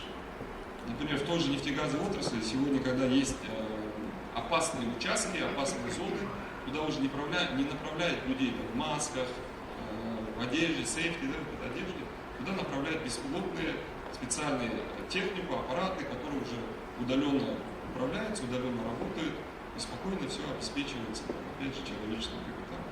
Поэтому это все автономные системы по каждому из направлений. Например, роботы могут быть не только там, на производстве, роботы могут быть и на кухне, вы знаете, роботы могут быть и в аптеке, роботы могут быть и в других направлениях, где вы сегодня обучаете своих детей. Наверное, надо им дать возможность как-то покреативить, посмотреть это все. Следующее, шестое, это IoT, интернет вещей. Здесь тоже название такое IoT, может быть, кто-то с этим не сталкивался, но на самом деле у каждого из нас дома уже давно стоят разные датчики, сенсоры, которые между собой общаются. Датчик, который вы с телефона включаете, выключаете. Электронные часы со своими датчиками, с другими, да, и так далее и тому подобное. Это все уже в нашей жизни присутствует. И, например, есть прогноз, что к 2025 году только этих датчиков в мире будет 27 миллиардов устройств. А кто-то должен с ними работать, кто-то должен выстраивать систему, как это все будет работать. И поэтому IoT, опять же, может быть использовано не только на непосредственных производствах, нефтегазовых, стройке и так далее. Это везде можно найти применение, условно там, сервисные. Да даже парикмахер, вы знаете, сегодня есть уже такие сервисы, когда удаленно человек, прежде чем прийти, выбирает себе прическу, выбирает себе время, выбирает себе там, девушки краски, как покрасить волосы, да? И все это уже готовится с минимальными затратами, например, для парикмахерской, и они максимально уже готовы к обслуживанию клиентов. То есть это все, может быть, вопрос о том, что где цифровизация и где наши сервисы, эти элементарные ежедневные вещи, на самом деле они очень сильно переплетены между собой. Ну и последнее, это, конечно же, когда все уходит в IT, возникает вопрос кибербезопасности. Да? Это, наверное, мы все должны знать. Кибербезопасность, ущерб, вот, например, только в 2022 году составил 8 триллионов долларов по всему миру, вы понимаете. Это и хакеры, это и разные другие ошибки, это разные незнания даже элементарные наши, может быть, каких-то человеческие факторы и так далее. И как раз таки, как бороться с этой кибербезопасностью, это путем обучения наших детей через эти системы, через определенные другие концепты, как все это развивается. Поэтому, коллеги, вот я постарался коротко так поделиться основными трендами. Эти 7 трендов сегодня, да, у меня все на следующий слайд. Я постарался вот 7 базовых трендов, и именно с практической точки зрения хочу еще раз сказать, что для нашей системы образования давно уже настал тот период, когда надо это все внедрить, когда надо к этому приходить. Biz дәстүрлі түрде өзіміз енді білім беруді үйреніп қалғанбыз бұрыннан бері. Жаңа айтқандай, қазіргі кезде 5 жыл оқудың қажеті жоқ, 3 жыл, 2 жыл шетелде мысалға көптеген компаниялар қазір дипломды да қарамайды жұмысқа алған кезде. Дипломды қарамайды, олар адамның өзінің қабілетіне қарайды, өздерінің тесттері бар, 1-2 күн шақырады, жұмысқа енгіздіреді, өндірісте жүргіздіреді, адамның қабілеті болып, оқуға талпынысы болса, көзі ашық, немесе осындай шыққан жерден жаңа технологияларға бейімделген азамат болса, олар жұмысқа алады, өздеріне қажетті мамандарды дайындайды. Онда адами капиталды дамыту мәселесі әрқашан да өзекті.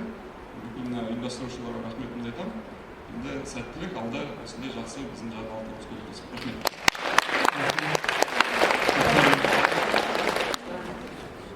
Буквально тоже хочу вам один вопрос задать. В 2021 году глава государства Касым-Жомарт Кемелевич Токаев правительству дал поручение подготовить 100 тысяч IT-специалистов. Как вы думаете, по вашему мнению, вот эти 7 главных трендов цифровизации наши колледжи могут участвовать в обеспечении рынка труда этими главными трендами? Рахмет, Сабауза. Ну, эти вопросы у нас занимаются коллеги с Министерства по цифровизации, МЦРЯ, господин Мусин. Я думаю, что, отвечая на ваш вопрос, да, экспертное мнение, не то, что могут, я думаю, они должны быть в этом процессе. Потому что 100 тысяч айтишников, ну, IT, у нас понимание же какое. Мы до сих пор, например, в некоторых организациях айтишниками называем людей, которые меняют картридж. Или подключают Wi-Fi, вам, да, пароль знает, и все. Он айтишник крутой. Да нет уже давно такого, например, на самом деле, да. Это системный администратор, но это уже любой человек может сделать. Поэтому наши колледжи, я думаю, они должны быть готовы к тому, чтобы принять этот вызов и сами подготовить этих айтишников. IT-направление, на самом деле, вот 7 базовых, да, вот их возьмите, посмотрите у себя в колледже, кто на что способен, посовещайтесь с коллегами, и я думаю, это спокойно можете сделать. Нужно. Не можно, а нужно это сделать. Ахмед. В международной практике вот, дуальное обучение признано одним из, скажем, эффективных механизмов подготовки кадров. Это и вот, обучение на рабочем месте, ученичество. Но в Казахстане данная инициатива внедряется с 2013 года. Уже массово в 2015 году уже начали элемент дуального обучения внедрять. Но за эти годы усовершенствован механизм реализации, все большее количество колледжей и предприятий задействуется в совместной подготовке кадров в рамках дуального обучения. Ну, по вопросам дуального образования в Астане выступит Жолдыбаев Бесен Дугинбаев, директор Национальной палаты предпринимателей Республики Атамекен, региональной палаты предпринимателей. Спасибо. Қайырлы күн, құрметті бүгінгі форумға қатысушылар, әріптестер. Енді бүгін алдыңғы жаңа спикерлер біршама осы кадрлар даярлау бойынша жақсы өздерінің сөздерін айтып өтті. Бүгінгі таңда өздеріңіз білесіздер, Атамекен кәсіпкерлер палатасы тарапынан біз осы дуалды оқыту бойынша белсенді жұмыс жасаймыз. Соңғы жылдар әсіресе біз байқап отырмыз, мынау мамандардың, жұмысшы мамандарға тапшылығы көрініп отыр. Оны бәріміз білеміз. Қазір Астана қаласының өзінде бізде мысалы қазіргі таңда 200 мыңға жуық кәсіпкер болса, соның ішінде мына құрылыс саласының өзінде жай жұмыс, қара жұмысшылардың өзін табу проблема. Өйткені карантиннің кезінде байқалды. Өйткені бізде қасымыздағы шет мемлекеттерден, әсіресе Өзбекстан, Қырғызстан мемлекеттерінен келіп бұрындарда жұмыс істейтін болса, осы карантиннің кезінде кадр тапшылығына біз көзіміз жетті. Мына World Skills чемпионаты шеңберінде біз қазір ашатын форум бойынша жұмысшы мамандықтардың беделін арттыруға, қолөнер шеңберін дамытуға, сол сияқты жастарды техникалық мамандықтар, соның ішінде жұмысшы мамандықтарды даярлау және оларды насихаттау бойынша жұмыстар атқарамыз. Астана қаласы кәсіпкерлер палатасы осы еңбек нарығында үлкен жұмыстар жасалып отыр. Жаңа трендті қалыптастыру бойынша кәсіпорындардың өздері осы кадрларды даярлауға бүгінгі таңда мүмкіндік бар. Қазір мына өткен жылдан бастап білесіздер, оқу ағарту министрлігі тарапынан колледждерге осындай академиялық жаңағы мүмкіндік беріп отыр. Яғни кәсіпкерлермен бірлесіп өздерінің жаңағы оқу бағдарламаларын даярлау, одан кейін өздерінің сол кәсіпкерлердің тапсырмасына сәйкес осы кадрларды дайындау бойынша мүмкіндіктер туындап отыр. Палата ежегодно проводит опрос по потребностям кадрам. Это у нас в городе Астана и в целом по Республике Казахстан. В этом году мы январь-февраль практически 2 месяца проводили большой опрос охватом 52 тысячи по Казахстану. У нас в городе 5200 предприятий участвовали в вопросе. Мы видим, что согласно слайду, что порядка 22 тысячи в краткосрочном периоде требуются нам специалисты в разных специальностях. Это в первую очередь, наверное, учитывая, что у нас структура экономики города, сами понимаете, услуги торговли, то есть у нас сервисная экономика поэтому мы видим, что вот именно в торговой отрасли, услуги, проживание, питание, в этих отраслях у нас остро нуждаются специалисты. Также мы видим, что согласно опросу у нас потребность в кадрах как раз таки выпускники колледжей, то есть в 2 раза больше, чем требуется, скажем, выпускников вузов, да, студентов. Здесь необходимо отметить, что вот в рамках опроса мы специально вот разработали единый нормальный формат, когда можно было узнать, допустим, какие конкретные специальности требуются. Более того, мы попросили, чтобы бизнес со своей стороны были вовлечены в дуальном обучении. Здесь, согласно также опроса, вы видите, что 88 столичных предприятий готовы білікті мамандар болашақ, осылар өздерінің жаңағы осы WorldSkills'тың арқасында кадрларды даярлау, оларға қызығушылықтарын арттырып, өздеріңіз көретіндей, менің ойымша осы болашақ 27 сәуірге дейін өздерінің әртүрлі, мысалы бізде форумдар, кездесулер, семинарлар болады. Соның қорытындысы бойынша мен ойлаймын, биыл жаңағы айтылып отыр ғой, осы ұйымдастырушылар тарапынан да биылғы форматты біз кішкене басқаша түрде өткізіп, одан кейін олардың біздің осы Астана қаласында форум болғандықтан ары қарай республикалық деңгейде біздің жас түлектеріміз, мамандарымыз тиісті дәрежеде орындар алып, ары қарай өздерінің біліктілігін арттыруға мүмкіндік береді деген сенімдеміз. Назарларыңызға рахмет. Бейсен Бөгенбайұлы, жалпы жаңа айтып жатсыз, дуалдық жүйенің маңызды жақтарын. Республикалық білім оқу министрлігінің дерегіне сүйенсек, республика бойынша дуалдық жүйеменен оқып жатқан 23% қамтиды шамамен. Енді осы ретте жаңа Қасым Қасенғазиевич айтып кетті, дуалды оқу жүйесі де бар, дегенмен де әлде жетіспеушілік тұстары бар деген сияқты. Сіз енді колледжерге қандай ұсыныс беретін едіңіз? Неге назар аудару керек? Әрине оның ұсынымдары да бар, методический рекомендациясы да бар. Дегенмен де колледждер қай жерден кемшіліктер жасап жатыр? Не болмаса түзейтін жақтар, қатты кемшілік деп айтпауға да болады, бірақ дегенмен де неге назар аудару керек?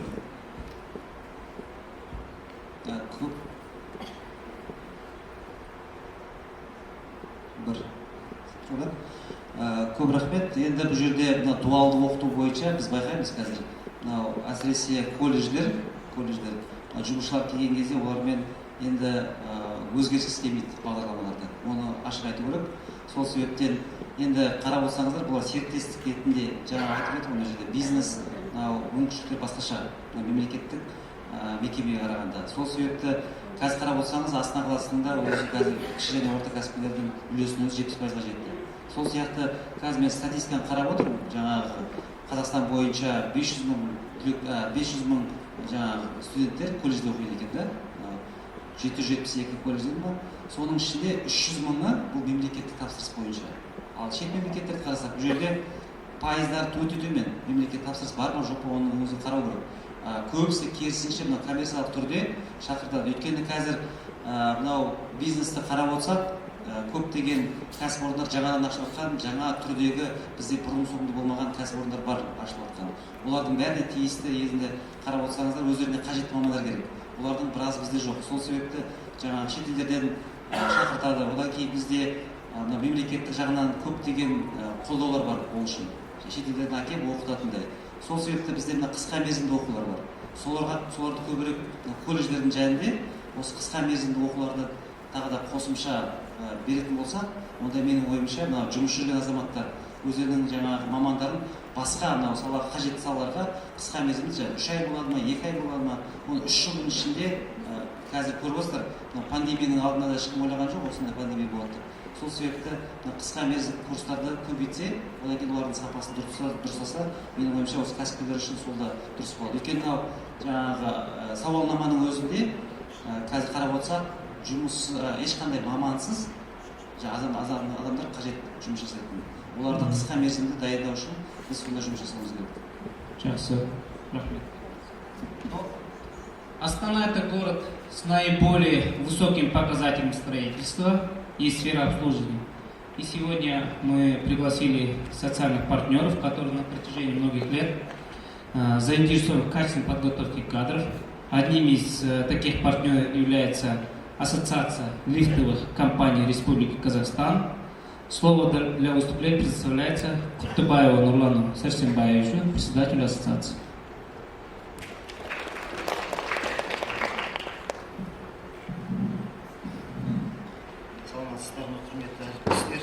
Здравствуйте, участники форума. Спасибо за такое проведенное мероприятие, что пригласили социальных партнеров нас для участия в таком форуме. Конечно, для нас это большое событие, и хотелось бы рассказать, что было сделано совместно с нами, с наши взаимоотношения с колледжем, и что мы достигли, какие существуют проблемы.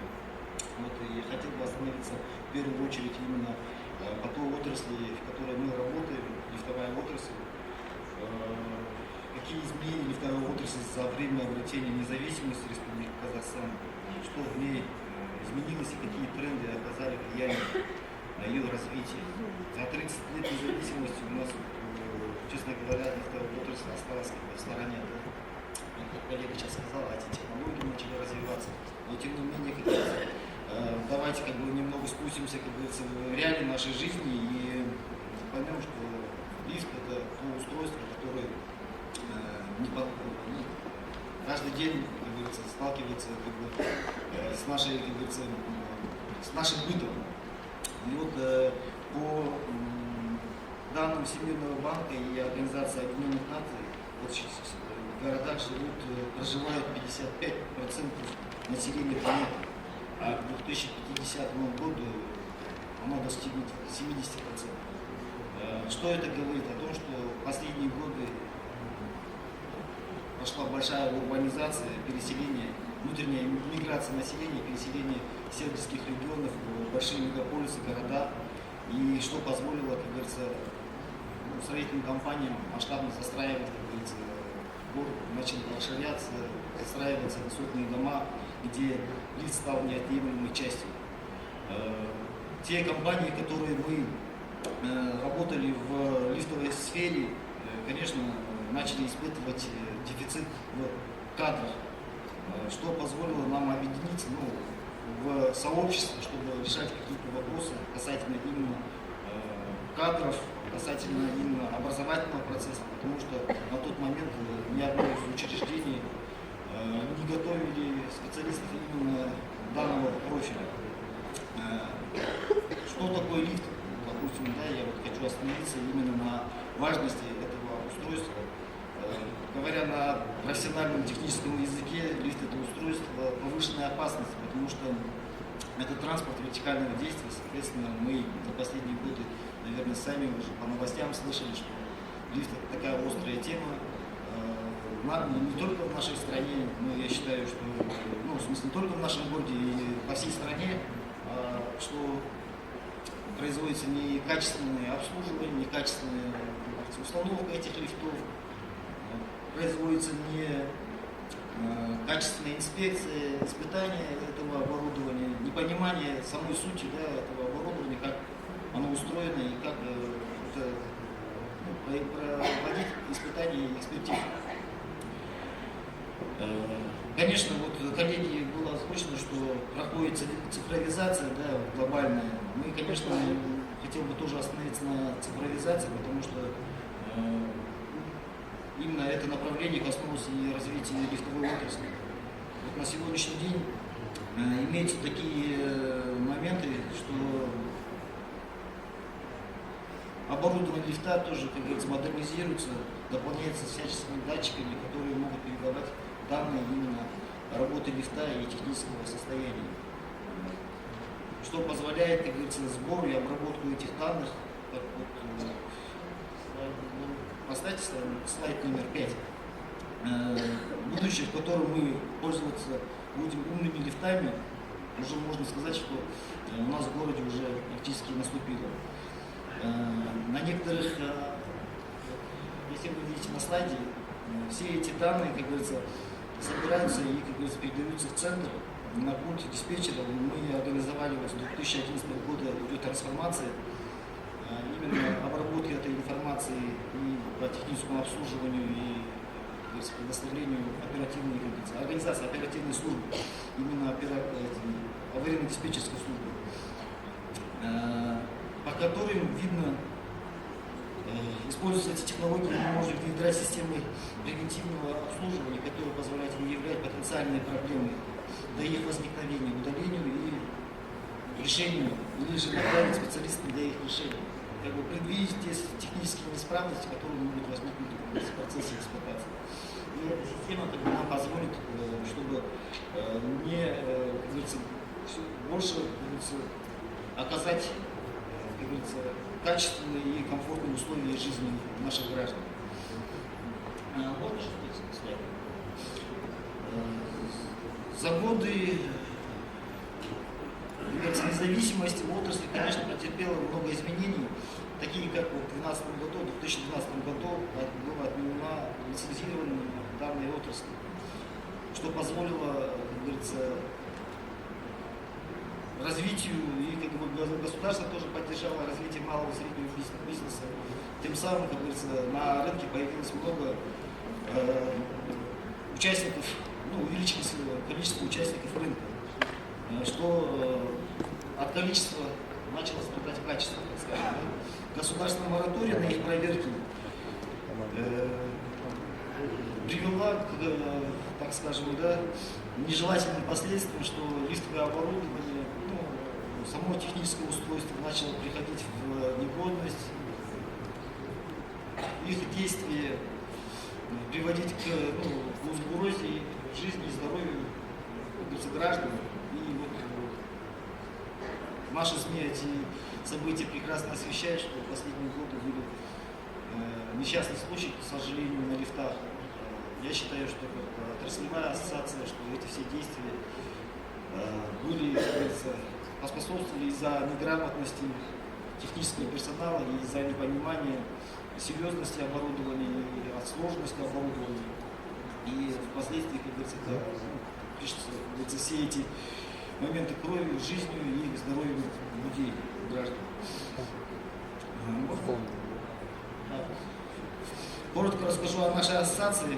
Мы, вот как я ранее до этого сказал, что в 2011 году, после отмены лицензирования, объединились в отраслевую ассоциацию для того, чтобы как-то защищать наши интересы и как-то привести в порядок сам рынок отрасли, да, лифтовой отрасли, где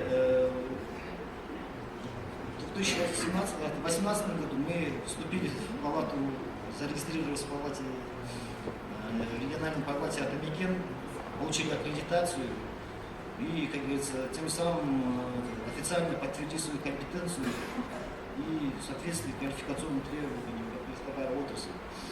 В 2018 году также мы с участием на стандарт разработали национальный стандарт, именно СТ-РК 3305 2018 экскаваторы, лифты, траволаторы, подъемники для лиц с ограниченными возможностями, требований по ставке монтажу, для того, чтобы прописать как-то те требования, которые мы хотели бы видеть именно на территории нашей республики, потому что за эти годы уже был момент чуть-чуть упущен, были привезены много иностранного оборудования, которые где-то не соответствовали требованиям нашего законодательства, какое-то оборудование были недокомплектованы. Эти все проблемы, конечно, не существуют, и хотелось бы навести порядок именно в плане того, чтобы оборудование соответствовало и, как говорится, тем правилам и национальным стандартам, которые мы подписали. Также мы касательно дуального обучения, в 2021 году совместно с Атамикен мы планировали создать центр сертификации по повышению и присвоению уровня квалификации работников лифтовой отрасли, потому что я считаю так, да, чем наводить порядок где-то за пределами, давайте, как говорится, наведем порядок уже внутри нашей отрасли, нашей ассоциации, и вот такие попытки у нас были сделаны именно совместно с Атамикен, палатой предпринимателей. о том, что вот как раз перед моим выступлением коллега говорил, что нужны кратковременные курсы, такие как повышение квалификации даже тех работников, которые работают. Я уже не говорю о дуальном обучении, которое мы сейчас работаем с колледжами, технических колледжей и остальных. Колледж Астана профиль, с которым мы взаимодействуем уже не первый год, сколько лет сотрудничаем, да, по подготовке молодых кадров. Ну а тех кадров, которые работают уже на сегодняшний день, уже, можно сказать, да, на предприятии, как бы с изменением всех технологий и подходов, как говорится, обслуживания, монтажа, тоже как бы подлежат какому-то повышению квалификации, и вот стала такая острая необходимость того, чтобы такие центры появились. В этом направлении, конечно, мы работаем совместно. Также возник такой вопрос, что при создании с колледжами этих разработки этих учебных планов, и не буду повторяться, да, есть такая программа дуального обучения, уже да, на стадии, да. Мы вот принимали участие на разработке этих учебных планов, потому что вот последние годы дали даже партнерам, социальным партнерам академическую самостоятельность для того, чтобы мы могли корректировать и вносить изменения в сам учебный процесс, потому что некоторые дисциплины действительно, они уже морально, как говорится, устарели, не соответствуют нашим современным требованиям, не соответствуют тому оборудованию, с которым приходится работать студентам в процессе после, как говорится, окончания вузов. И столкнулись с тем, что нет учебных пособий, да, тех, по которым мы будем обучать наших студентов, да, по оборудованию, которое уже современно. Те учебные процессы, ну, учебники, которые они написаны годами раньше, и так как не соответствуют, мы, конечно, начали работать с МАО «Талаб» для разработки новых учебных планов и учебников, методических пособий. И оказалась тоже такая проблема, что мы столкнулись, что нет у нас учебных пособий на казахском языке, да, на государственном языке, для того, чтобы привлечь тех абитуриентов, то молодое, как говорится, поколение, которые хотят, как говорится, изучать данную науку, так скажем, да, данное направление именно на государственном языке. В этом направлении, конечно, мы занимаемся, отрабатываем с МАО «Талаб» для создания этих пособий. Конечно, это трудоемкий процесс, требует от себя полного вовлечения, как говорится, такого творческого, как говорится, потенциала. Так, дуальное обучение, как вы уже сказали, вот я что хотел остановиться, да, вот последний слайд. Совместно с техническим колледжем мы работаем, я не буду останавливаться на том, что мы состоим в попечительском совете, в индустриальном совете колледжа. Много вопросов, да, организовываются совместно с колледжами, у нас круглые столы, какие-то семинары, какие-то встречи именно с участниками нашей отрасли. Ставятся какие-то определенные задачи, перспективы, и решаем, как говорится, решается эти вопросы, наши проблемы непосредственно, как говорится, в рабочем порядке. И вот, конечно, по нашим пожеланиям на стенах технического колледжа мы, как говорится, уже заложили, так скажем, да, есть начало того, чтобы создался такой ресурсный центр или центр компетенции для того, чтобы тех студентов, даже выпускников, и не только тех даже выпускников, которые уже работают на производстве, в будущем проводить им там повышение квалификации, обучать, как говорится, разъяснять те новые методики, новые стандарты, которые появляются в процессе, как говорится, нашей жизнедеятельности. И тем самым, как говорится, вот как эти колледжи в этом плане нас поддерживают, конечно, мы тоже как социальные партнеры плотно взаимодействуем. Где-то, если у нас не хватает каких-то моментов, то мы, значит, предоставляем всю информацию, соответственно, от нас, что зависит, что касается колледжей и касается управления образованием, тоже максимально идет поддержка центра модернизации, где мы тоже плотно взаимодействуем по созданию каких-то там учебных планов, учебных программ, методичек, каких-то там практических производственных практик. Я считаю, как бы такая работа вот ведется по нашей отрасли. В целом, как бы я вот охватил то, что я хотел сказать. Если есть вопросы, я готов ответить. И, конечно, можно было много сказать, но я в связи с тем, что время ограничено, я на этом закончу свой доклад. Рахмет, Нұрлан Тұрсынбаевич. Жалпы өзіңіздің баяндамаңызда толық ақпарат бердіңіз деп ойлаймыз. Енді на этом все выступления наших модераторов, наших спикеров форума были заслушаны. Мы благодарим спикеров за содержательное выступление, интересные идеи, пути решения проблем. Спасибо за то, что вы откликнулись. Осындай кездесулерге көп келіп тұрып, Астана қаласының жалпы еліміздің кәсіп техникалық білім беру жүйесінің дамуына көп үлес қоса беріңіздер. Бизнес пенен колледждің өзара бірігіп жұмыс жасауы жалпы кадрлардың дайындаудағы сапасын жоғарылатады деген ойдамыз. Құрметті форумға қатысушылар, форумның аясында енді жалпы ашық микрофон белгіленгендігін, сұрақтарыңыз болса қоюларыңызға болады. Сұрақтарыңыз болмаса әрі қарай жылжи беруге де болатын шығар, да, Қасым Казимбаевич? Но в заключение могу сказать то, что спасибо Управлению образования города Астаны, бизнес-партнерам за организацию такого форума. Енді біздің спикерлеріміз орындарына өте берсе болатын шығар. Келесі сөз кезегін Боламбек сізге берсем. Рахмет әріптестер.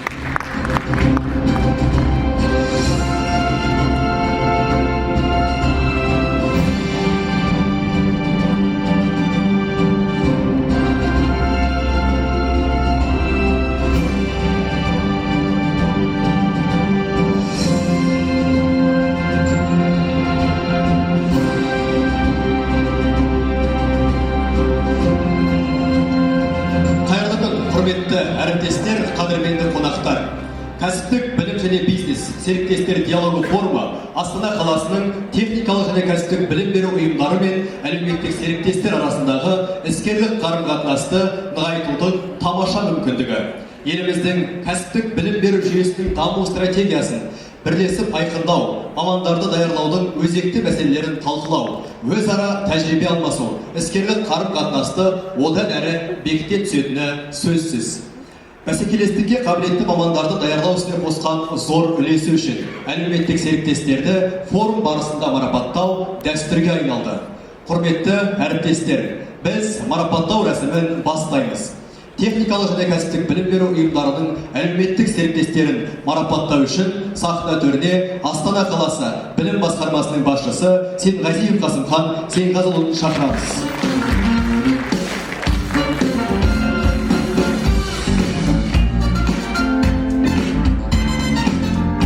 Астана қаласы әкімінің алғыс хатымен марапатталады.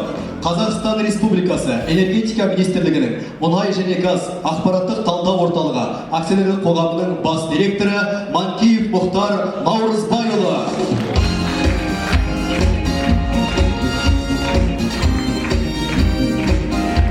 Мұхтар Наурызбайұлы.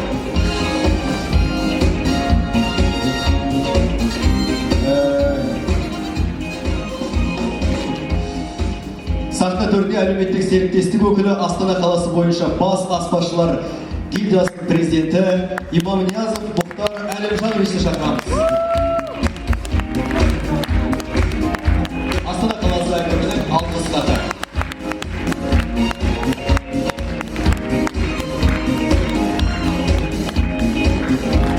Құтты болсын. Дәл осындай алғыс хатпен Қазақстан Республикасы лифт компаниялар қауымдастығының төрағасы Құттыбаев Нұрлан Сәрсенбайұлы марапатталады.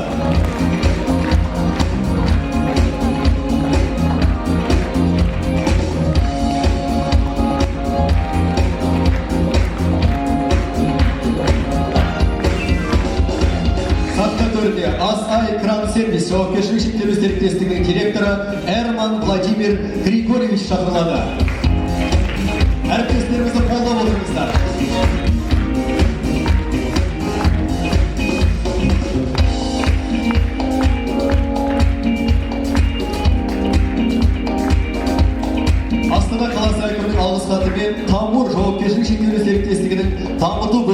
басшысы Букаев Ерлан Қайыржанұлы марапатталады.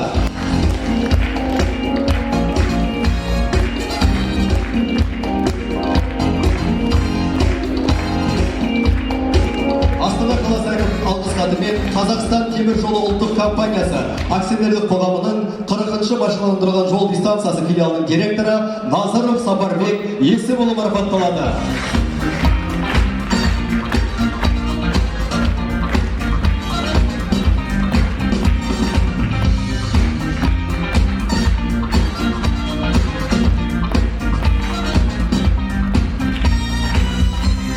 Темір жол саласы майталмандарына қошеметтеріңіз болса. Сахна төріне Зекен Мода жауапкершілігі шектеулі серіктестігінің директоры Абишев Қайролла Зекенұлын шақырамыз.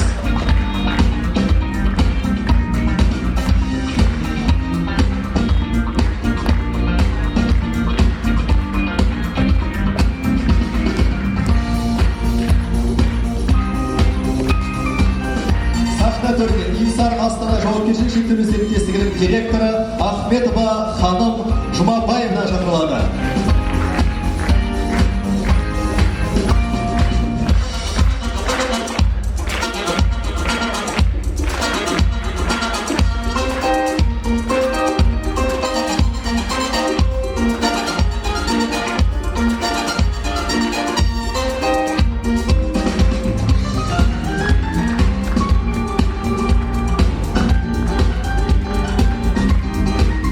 Сахна төрінде әлеуметтік серіктестігіміз Қазинтерлифт бөлімінің басшысы Асылбеков Ануар Серікбаевич шақырылады.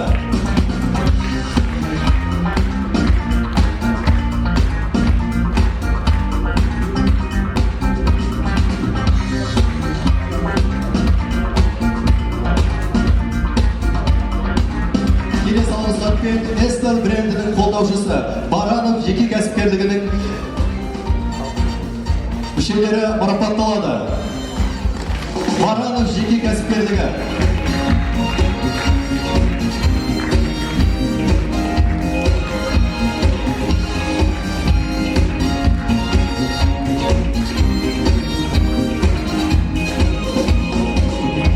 ВТБ Қазақстан акционерлік қоғамының жеке тұлғаларға арналған сату бөлімінің басшысы Айтжан Самхан Мейірімханұлын сахна төріне шақырамыз.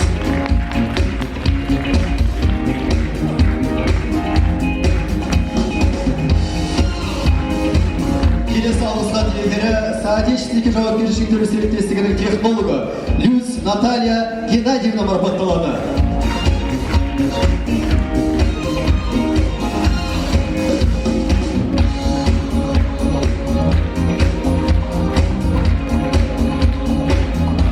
Сахна төрінде Қазақстан темір жолы жүк тасымалдау Ақмола жолдары бөлімінің филиалының станциясының басшысы Рахымжанов Ерлан Бейсенбаевич шақырылады.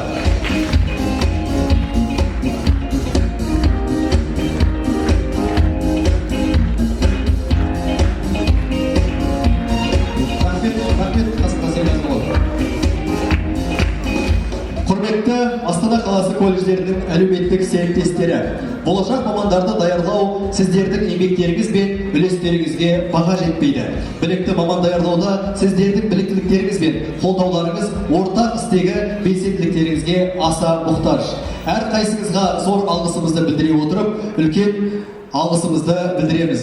Ортақ отанымыз Қазақстан Республикасының гүлденуі жолында жетістіктер тілейміз. Келесі кездескенше қош сау болыңыздар. Баршаңызды